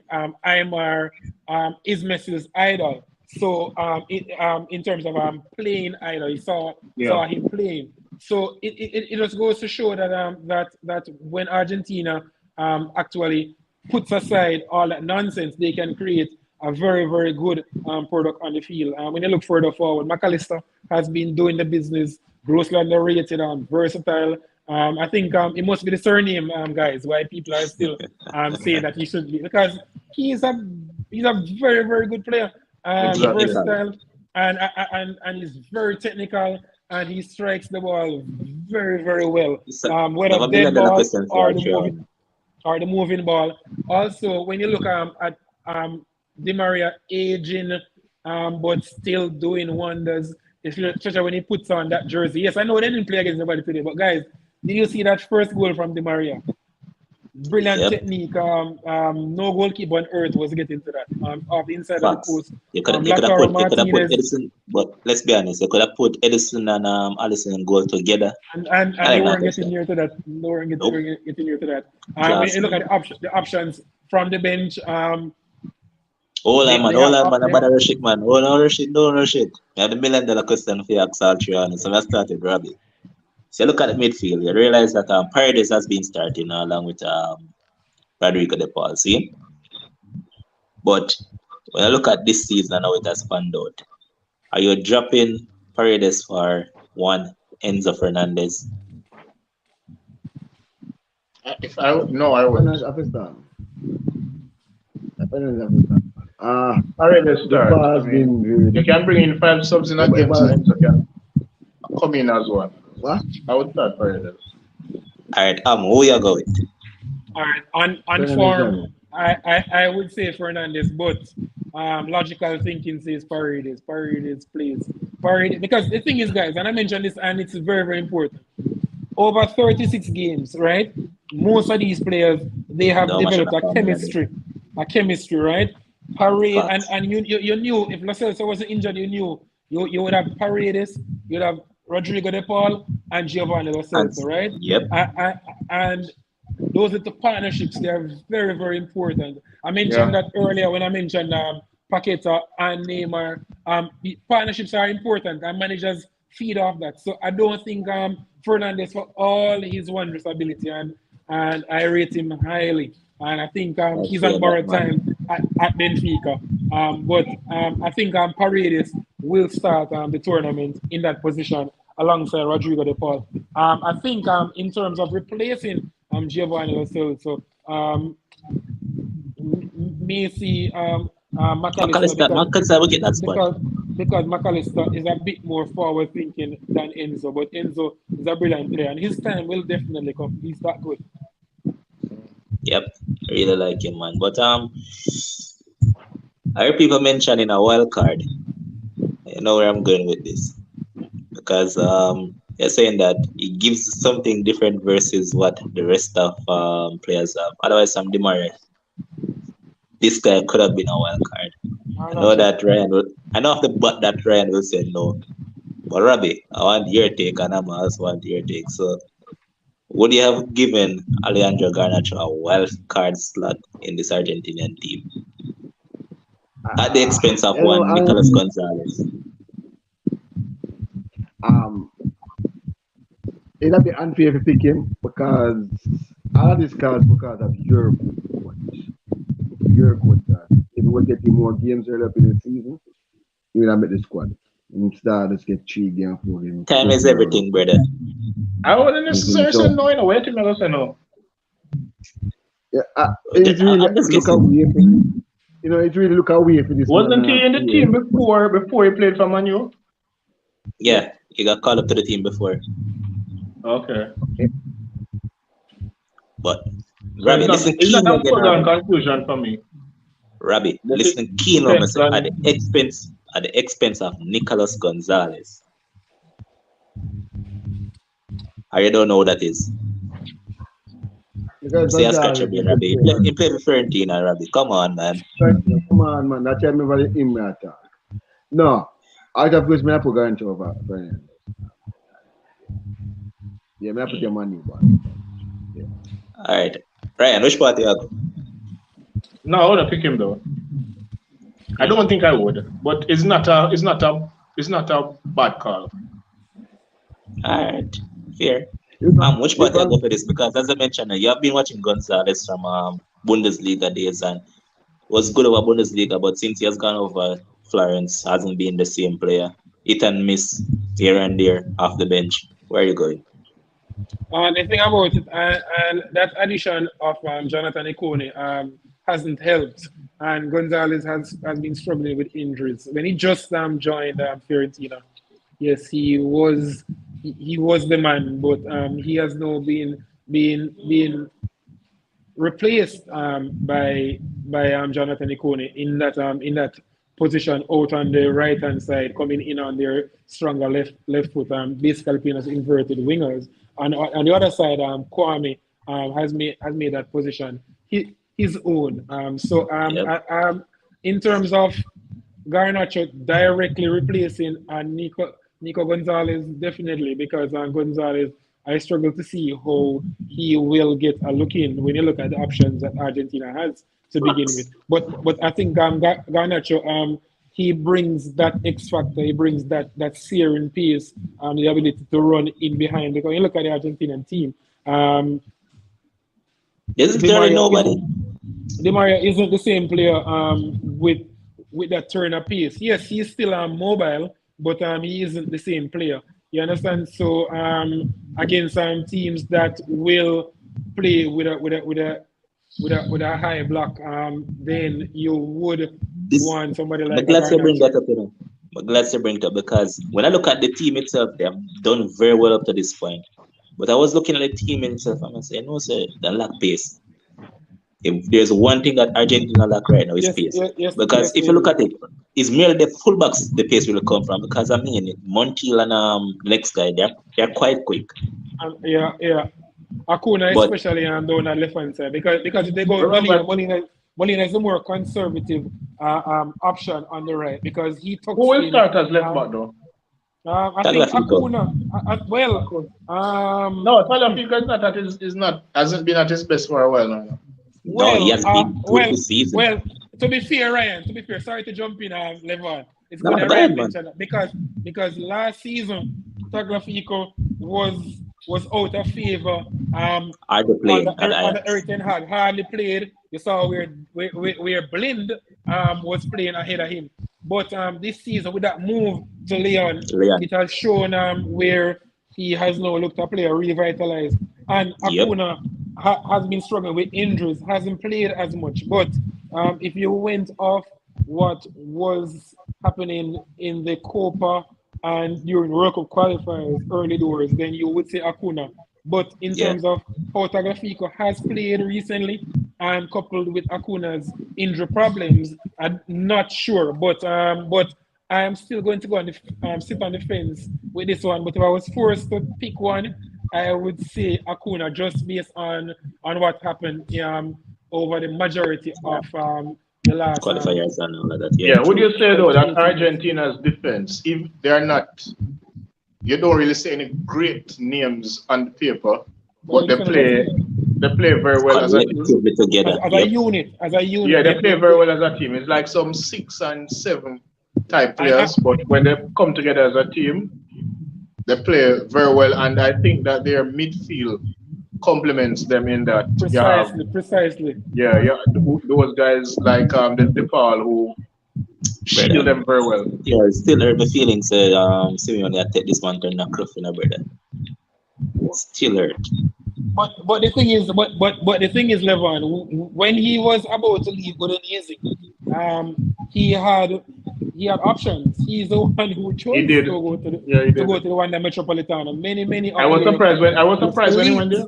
Wanted him, so he really has to blame himself because who wanted him really, No, I'm saying Europe's elite. Like you said wanted him. Elite. Many clubs wanted him. Like there are several options, and he chose that route.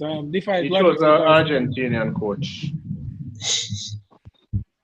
But honestly, at the beginning, I thought it would have been a good move because I said, all right, he's a defensive sort of player in a sense. Going to a defensive coach might work, but boy, that's turned out to be a bad move there. But the thing is, Levon, I think for Argentina, he has to rein in his natural, because in this time at Udinese, he was playing further forward because he was the maestro in that team. He was the man. But playing for Atletico under Simeone, rigid 4-4-2, where they defend as a collective. Even for Argentina, he has sacrificed some of his natural. But that's why I mentioned when Molina plays, he has more license to drift out to that right-hand side and to become an auxiliary right winger. But when Montiel plays, Montiel will go further forward. So it's fascinating to see who Scaloni goes with, because Rodrigo De Paul is so versatile, guys. He'll be able to play based on who he's playing with in terms of that right fullback option. All right, so the next question I'm going to ask Triano. Who is leading the line, Laturo or Julian? Definitely Laturo. Laturo. Robbie, are you asleep? Are you awake? Martinez. All right. Laturo for me. Remember that Julian can play out wide as well. So it depends on, and it also depends on Dybala's fitness as well. Oh shit. And you have Joaquin Correa off the bench, who has done the business for Argentina. Hasn't necessarily set the place alight at Inter. Was way more prolific for Lazio.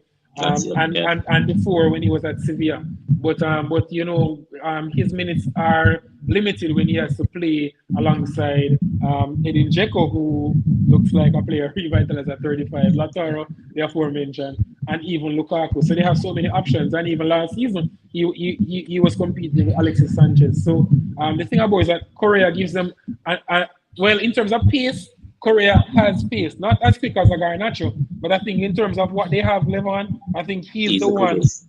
Yes, he will be the quickest of the lot. Because they're not blessed with blinding pace. And knowing that they even left home Angel Correa, that is another one that will probably give them a little pace. But before we move on from Argentina,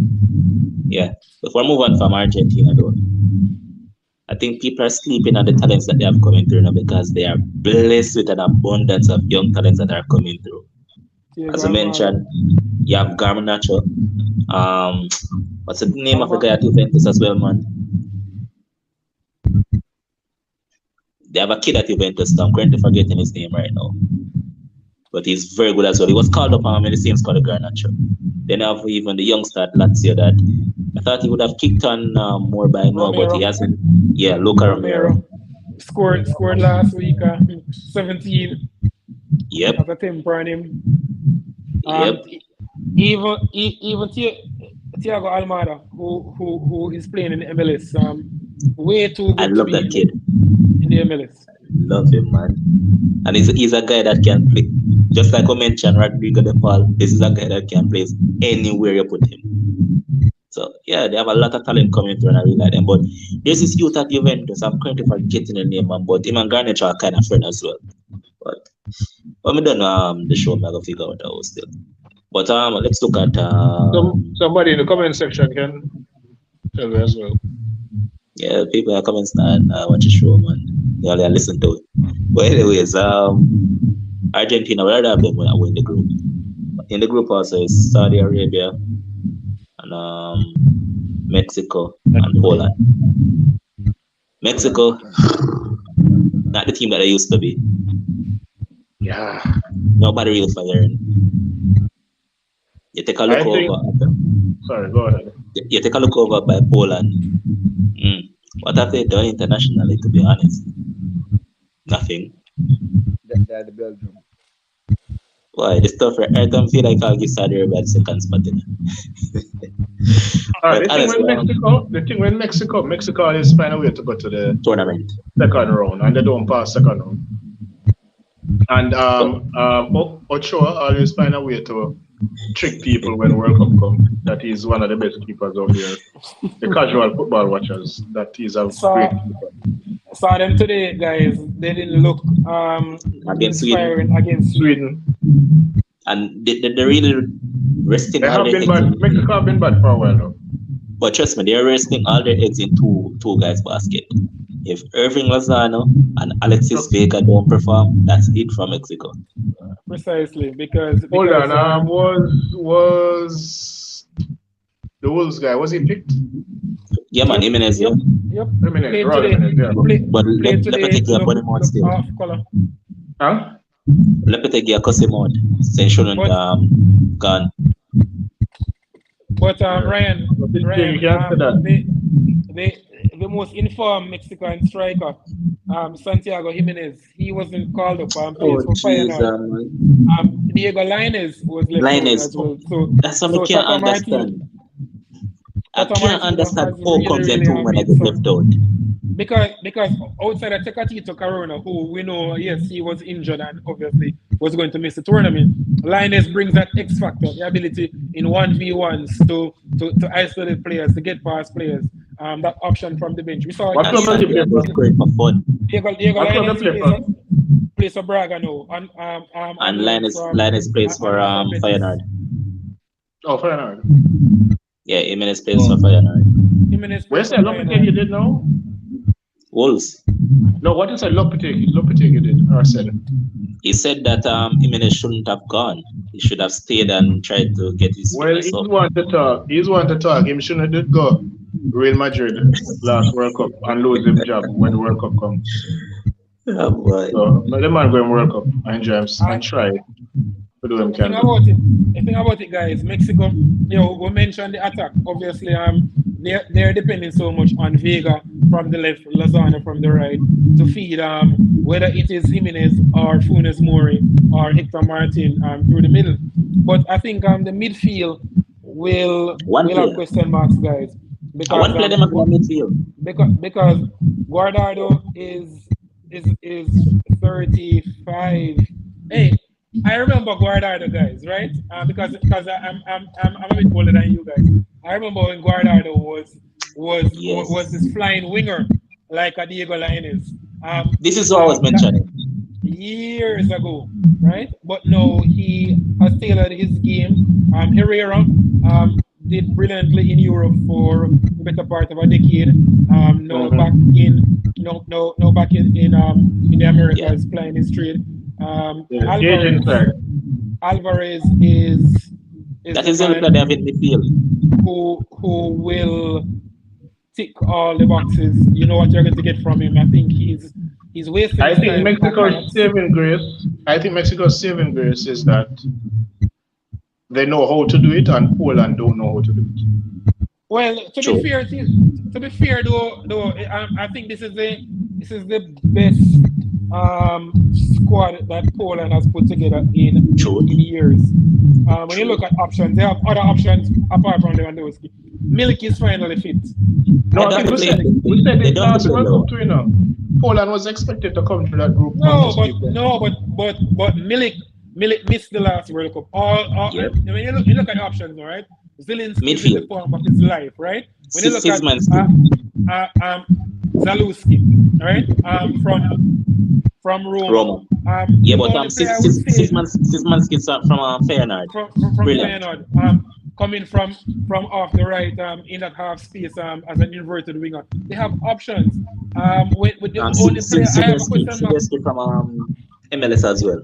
The only player I would have a question mark over, guys, would be Krychowiak, because Krychowiak is now past his best. But I think they have enough options that Lewandowski. I don't think he'll start. I think he's going to start. I think he's going to start in that. I think deep line midfield position. I think they're going to miss Jacob Moda though. Yeah. Jacob Moda, not necessarily doing it. I'm telling you why I'm going to say that. But they have options because Zalewski is dynamic from off the left. When you look at the centre backs, Bednarek, when you look Matty Cash, they have Szczesny. Yes, he isn't the best, but I think this is the best squad that they have put together. I think many times guys always mention Lewandowski, but we know, yes, he's brilliant when he gets service, but I think he now has pieces around him that will put him in a position to score the goals. So I think this is his best shot at scoring goals in a big tournament, because that is the one thing that is hanging over his head, his inability to score when crunch time comes. Yeah, but to the midfield that I mentioned, I wouldn't start Krychowiak.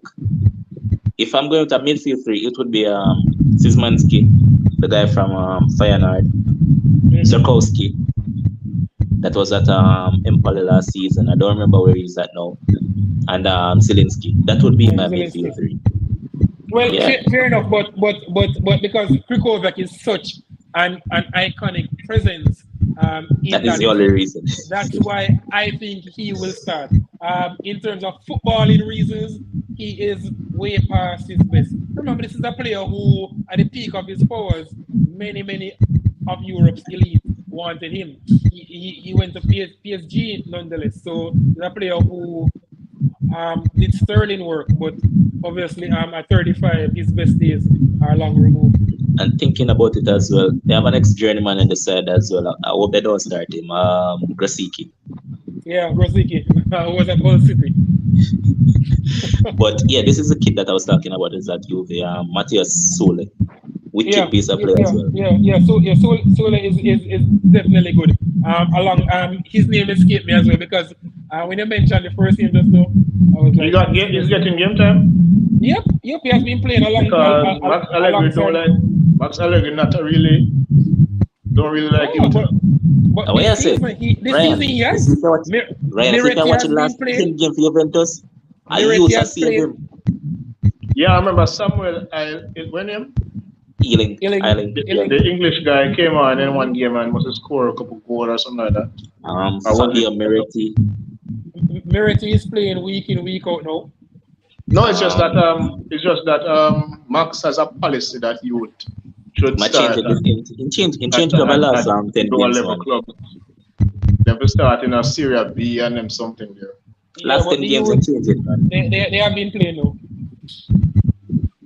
Yep. Well, I guess him don't have a choice. Well, under that regime, man, all players are not done, so you have to play the youths them.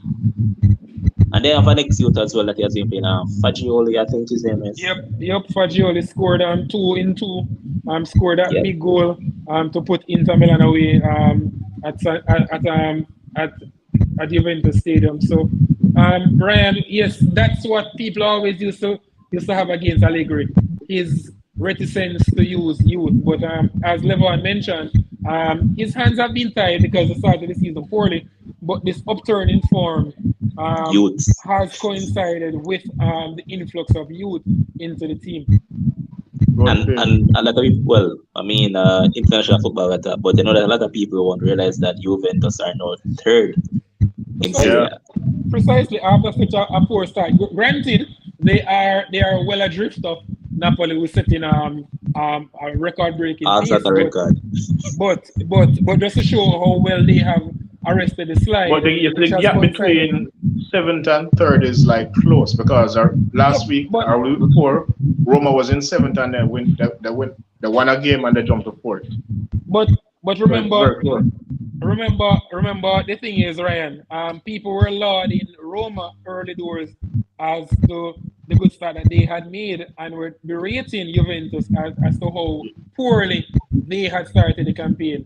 And Mhm. they have now arrested the slide, and then with people with people like Chiesa primed to come back when the season restarts close to something up to match fitness. I think they will make a good fist of it in the second part of the season. Rabbi attacks and Rabbi used to compose every single day about Roma, this Marine, that. Every time they win, the man posting it. Anytime them lose, you can't see a post from Rabbi. I am glad But Tommy is showing his true self. I said yeah, this. but before I said but it. before move on, because I want to mention something about youths again. So Rabbi, which two you have going through? Remember Poland and Argentina. All Which right, two? Poland, Argentina. Okay. Which two you have, Ryan? Mexico, Argentina. I just think Mexico has knows how to do it. When it comes to World Cup, they find a way to make it to the second round. And I'm still not sold on Poland. Alright. What do I give Mexico a chance if them stop PSG? Nah, yeah, Rabbi. I hear. I am now. Rabbi, lag out and forward back. But which two you have going through? Obviously, Argentina, definitely I have them going through. While I made a compelling case for Poland, my heart still says Mexico. As Ryan mentioned, they have this knack of No turning how. up. The thing is, Levon, you see, uh, there, I think three players will be key. I mentioned them earlier. I'm going to mention them once again. Um, Jimenez, because obviously, um, since that head injury, hasn't been the same player. They have tried with him. They have stuck with him. Funes Mori scores buckets, loads of goals in Liga MX, but when he comes to the international fold, he doesn't do the business. So whoever leads the line, and the two who play alongside Alvarez, that's Herrera and Guardado, if they can somehow summon up their aging bodies to handle the rigors of the tournament, I think Mexico should have enough to get past Poland. But I wouldn't be surprised if Poland springs the upset because, as I mentioned, they now have pieces around Lewandowski that can hurt even Argentina if they are off key when they face them. But I'm going with Argentina and Mexico, and Poland third, Saudi Arabia to be fourth. You Alright. realize Mexico though? Mexico have Argentine coach and Yep, Tata Martino. an Argentine forward, Yep, Funes Mori. and they're playing Argentina in the group. Yep. Yep. But I thought to say before we close it off because it's under that. Last evening, I believe there was a schoolboy football show where Josh hosted, and they're talking about this youth that is creating wave at Casey, Lucian Richards, otherwise called Whisper. A lot of people are saying that he should have been called up for Jamaica side to play against Cameroon. A lot of people are saying that no, he shouldn't because they already had a set plan and blah blah blah this nonsense. Anyways, let's point out that earlier on today, Mokoko made his debut for Germany, 17 years old. I mean, he turned 18 on Sunday, but there he was. And to beat that, Italy also gave a chance to put in his talent, forgetting his name right now, but he's 16. And he came on for his debut today for Italy as well. So simply suggest that your age is nothing. And if these top nations can do it, why are we trying to worry about these youths from If actually? Jude Bellingham was born in Jamaica, they would have told him to play for JC or something. Yeah, man, same thing with Musiala. But, Robbie, what is it? About what? It look like you're bridging up some internet door, Am Robbie. I? Yeah, man. That's it. You're like mention a point to Ryan Hernandez or something, so that's it. I'm saying the only way Mexico have a chance if they start the Ajax midfielder and the PSV midfielder. They doesn't and stick to them all these things. Edins, whenever I get Ed, Oh, crap. We forget him too, you know. The PSV midfielder, what name? Eric Gutierrez. Yes, yeah, go to you. Yes. Yeah, completely forgot him. If they don't start Alvarez. him, Alvarez, they're not going anywhere. Alvarez have a start. Alvarez automatic, brother. Captain that. Ah, man, But Guardado is the captain. no, man. I'm just saying captain material. Oh, okay. Because you know Guardado will Yes. start. Will start. Yeah, And he Herrera. will The start. thing about it, guys. Herrera is not the same player that he was because 3-4 years ago, Herrera would have been the first name on the team sheet, barring none, Easily. right? But Herrera, and I think this is as a result, guys, of him playing at such a high level, and his game is predicated on intensity, hurrying, hustling people at a possession, covering every blade of grass, and he did it at Porto, and he did it admirably at Atletico Madrid. So I don't think he has the legs anymore. Albeit, he was the one who sprung Vega today with a brilliant side volleyed pass. Trust me, it's something to behold, and the finish matched it. But I think over the course of 90 minutes, I'm not convinced that those two can play at the required intensity. But I think Tata Martinez is going to use them as opposed to using a Gutierrez. I would go with Gutierrez definitely, but I just think Tata Martinez is one of those tacticians we saw it when he was coaching Barcelona.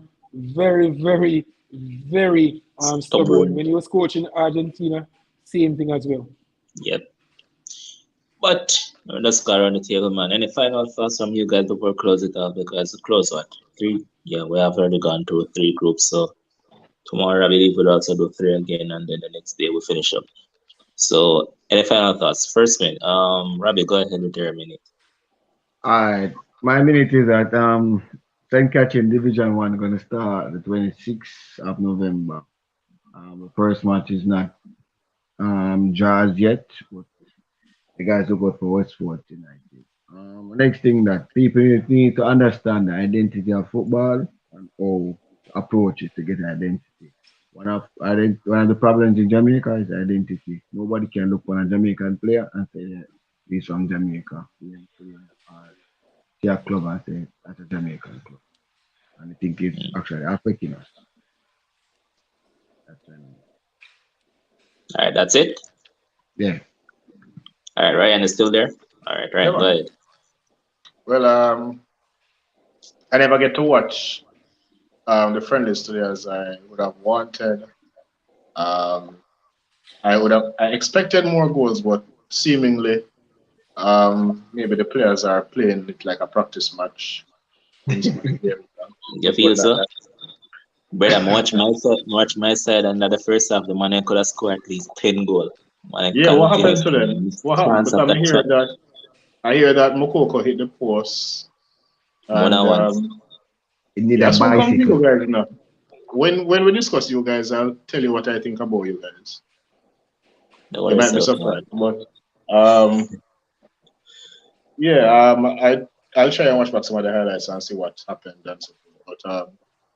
But I didn't get to see them as much as I would have wanted because I want to see what the teams. You basically have an idea what the coaches are going to do based on what they have done over the last year or so in terms of formation and playing pattern and style and all of that. But still I want to see what formation Germany played today, by the way. 4-2-3-1. 4-2-3-1. 4-2-3-1. Cluster match right back. Yeah, what happened? Why came off early? He picked up a knock. Okay, so it's not a big injury, it seems like, no? Not really so big, but either way, never gonna start. Hoffman. Oh, Kira going to start Hoffman. right back. Hoffman. Remember, I tell you this already, brother. You know how long you want Kira start, me keep on telling you, Hoffman is going to start at right back. But Hoffman play higher up mostly. No, man, for Germany, right back. Plays right back for Germany. Wing back. Plays right back Right for back. Germany. Back four with Sula and Rudiger. Okay. All right. Yep. Yep. Why Sula? I just know that Kira is. I know Kira is his But son. Kira hasn't Flick's son. covered himself. He hasn't been covering himself from ever since, but Flick likes him for some reason. Well, every Germany coach likes him. But yeah, they've went it down back for, and that is not Ram. But me personally, I'm not good Sula, even though my boy kind of rush sometimes. Still, I'm not going to shut up over Sula. Schlotterbeck has played what, about 10 games or less with Germany and give a penalty? Yeah, about 2 penalty already. In the 2 England game. Yeah. Yeah. But we'll get there. We'll talk about Germany. But finish up a minute. I don't really have much more to say. That basically what I wanted to see was the warm-up games and so forth. But we have some more tomorrow. So yeah, let us see what we can see now. So we can have an idea. But I think it will be a close World Cup, even though I have Brazil to be the favorite. And the weather condition in terms of the heat might be a factor with the European teams, especially who are not used to this kind of weather. Because I hear that that England and I think they said Germany, like they mentioned the heat. So let us see. Time will tell. Cry too much. We're going to end the show with the man himself, the man of the moment, Mr. Ham. Go ahead, boss. My closing point, guys, is the tough decisions that these managers will have. Because when you look at some of these players, for Germany, for instance, in that 4-2-3-1, yes, you know, Kimmich is basically a certainty, right? Debates will rage as to why he isn't used at right back, but he doesn't want to play there anymore. We know. No one man at right back. Nope. He doesn't want to play there anymore, anyways. But in terms of who partners him, right? Some yes, Gundogan or Goretzka. When you look at is it going to be Thomas Muller or is it going to be Jamal Musiala? So there are so many. Because the thing is, how much inexperience are you willing to use? By the way, Levon, question: Who do you want to be leading your line? The misfiring Kai Havertz, or you're going with young gun? It's a tough choice. It's a tough choice right now. Number one, I don't like Muller up there either. Muller can't score again. That's why I didn't. Havertz for Germany is not Havertz for Chelsea. You know? Yeah, but still, Havertz for Germany isn't anything to write home about. Still not convincing. But I prefer Werner for Germany than Havertz for Germany. But yes, I'm going to go the wild card option though. He has been very good this season, and he was good last season as well. I'm going with the man from Werder Bremen. Really? Yeah, man, I'm going full Krug, man. The debutant. Yeah, man, I'm going full Krug. Well, the debutant come on to the come score and win the game for me, so I may work with. Well, he has been scoring goals, right? So and the other one hit the post. That's his only thing wanting. Remember, my side is going to create a lot of chances. So we just need somebody to put the ball in the back of the net. Full Krug has been doing it, so. And for me, I am disappointed in Serge Gnabry because 2 seasons ago he seemed primed to really be taking that next step, guys. I think he has stagnated. An argument can be made that he has regressed Doesn't seem Well, the this same season player. it's kind of up it up, but this season still. I think it But balances. I think but he's balancing out he was so because poor the last way he season, Levon. started, he had like 20 odd goals in a 30 game for Germany, something like that. Yeah. I think he's balanced. I think he's just a balancing out. But I'm not even referring to his form for the national team. I'm talking about his form for the club Bayern. team, Brian, in terms of, because remember, when you play for Bayern, right, in those forward positions, you're going to get a plethora of chances. We see where Choupo-Moting Yeah, that's true. That's true. is scoring regularly, right? Well, So, I mean, he scored a trick in the final Bundesliga game, so he probably but say, "Oh, your attack is badness." no, but the thing is, you see, Gnabry for me, and that's why statistics are misleading, guys, because he scores. He's like a Jermaine Defoe of yesteryear, Was in where bunches.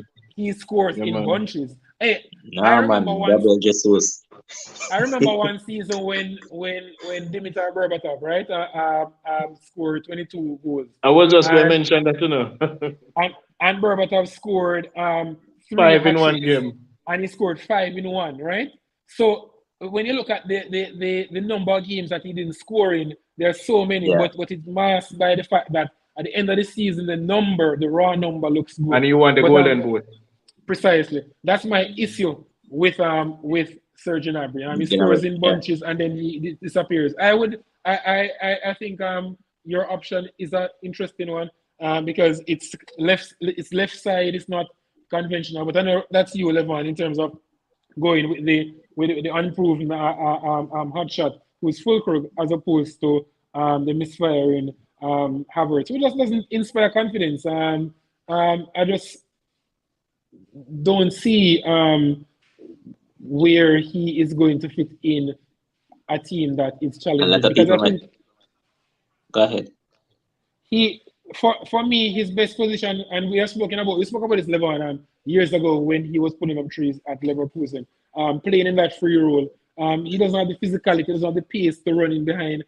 That's not his game. Secondary striker, man, strictly. Precisely, or playing as an inverted winger coming from off that right side where he can play in the half space. But when he is faced up against big centre backs, that's not his game, and we have seen it for Chelsea where he looks almost like the proverbial square peg in a round hole. So that's my parting shot. Interesting to And see trust me right now, what has me would have prefer see Adeyemi lead my line than Havertz right now.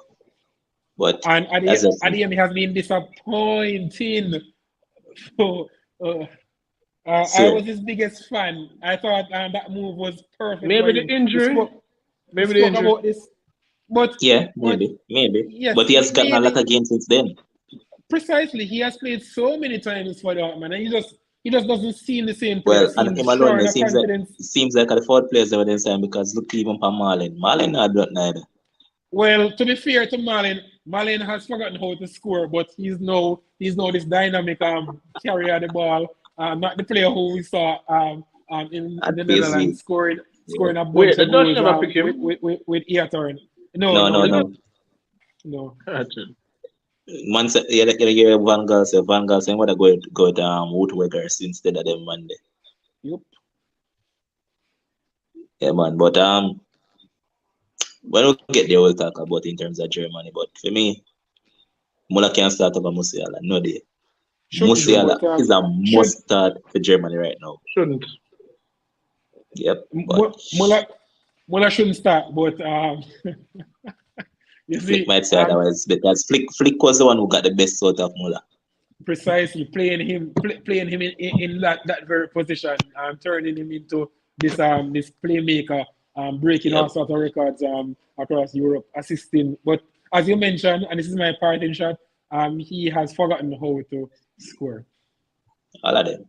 Well, right now most German players. The thing I'm glad about is that Sane is getting into some form, so we love that. But when we talk about Germany, we'll get more in touch with that. Robbie, big up yourself. Ryan, big up yourself. Yeah, man. Big up yourself. Same way. Sharon was here earlier. Big up. We'll see you guys tomorrow in the comment section. Big up on yourself. Take care until then. So long. Enjoy the rest of your night.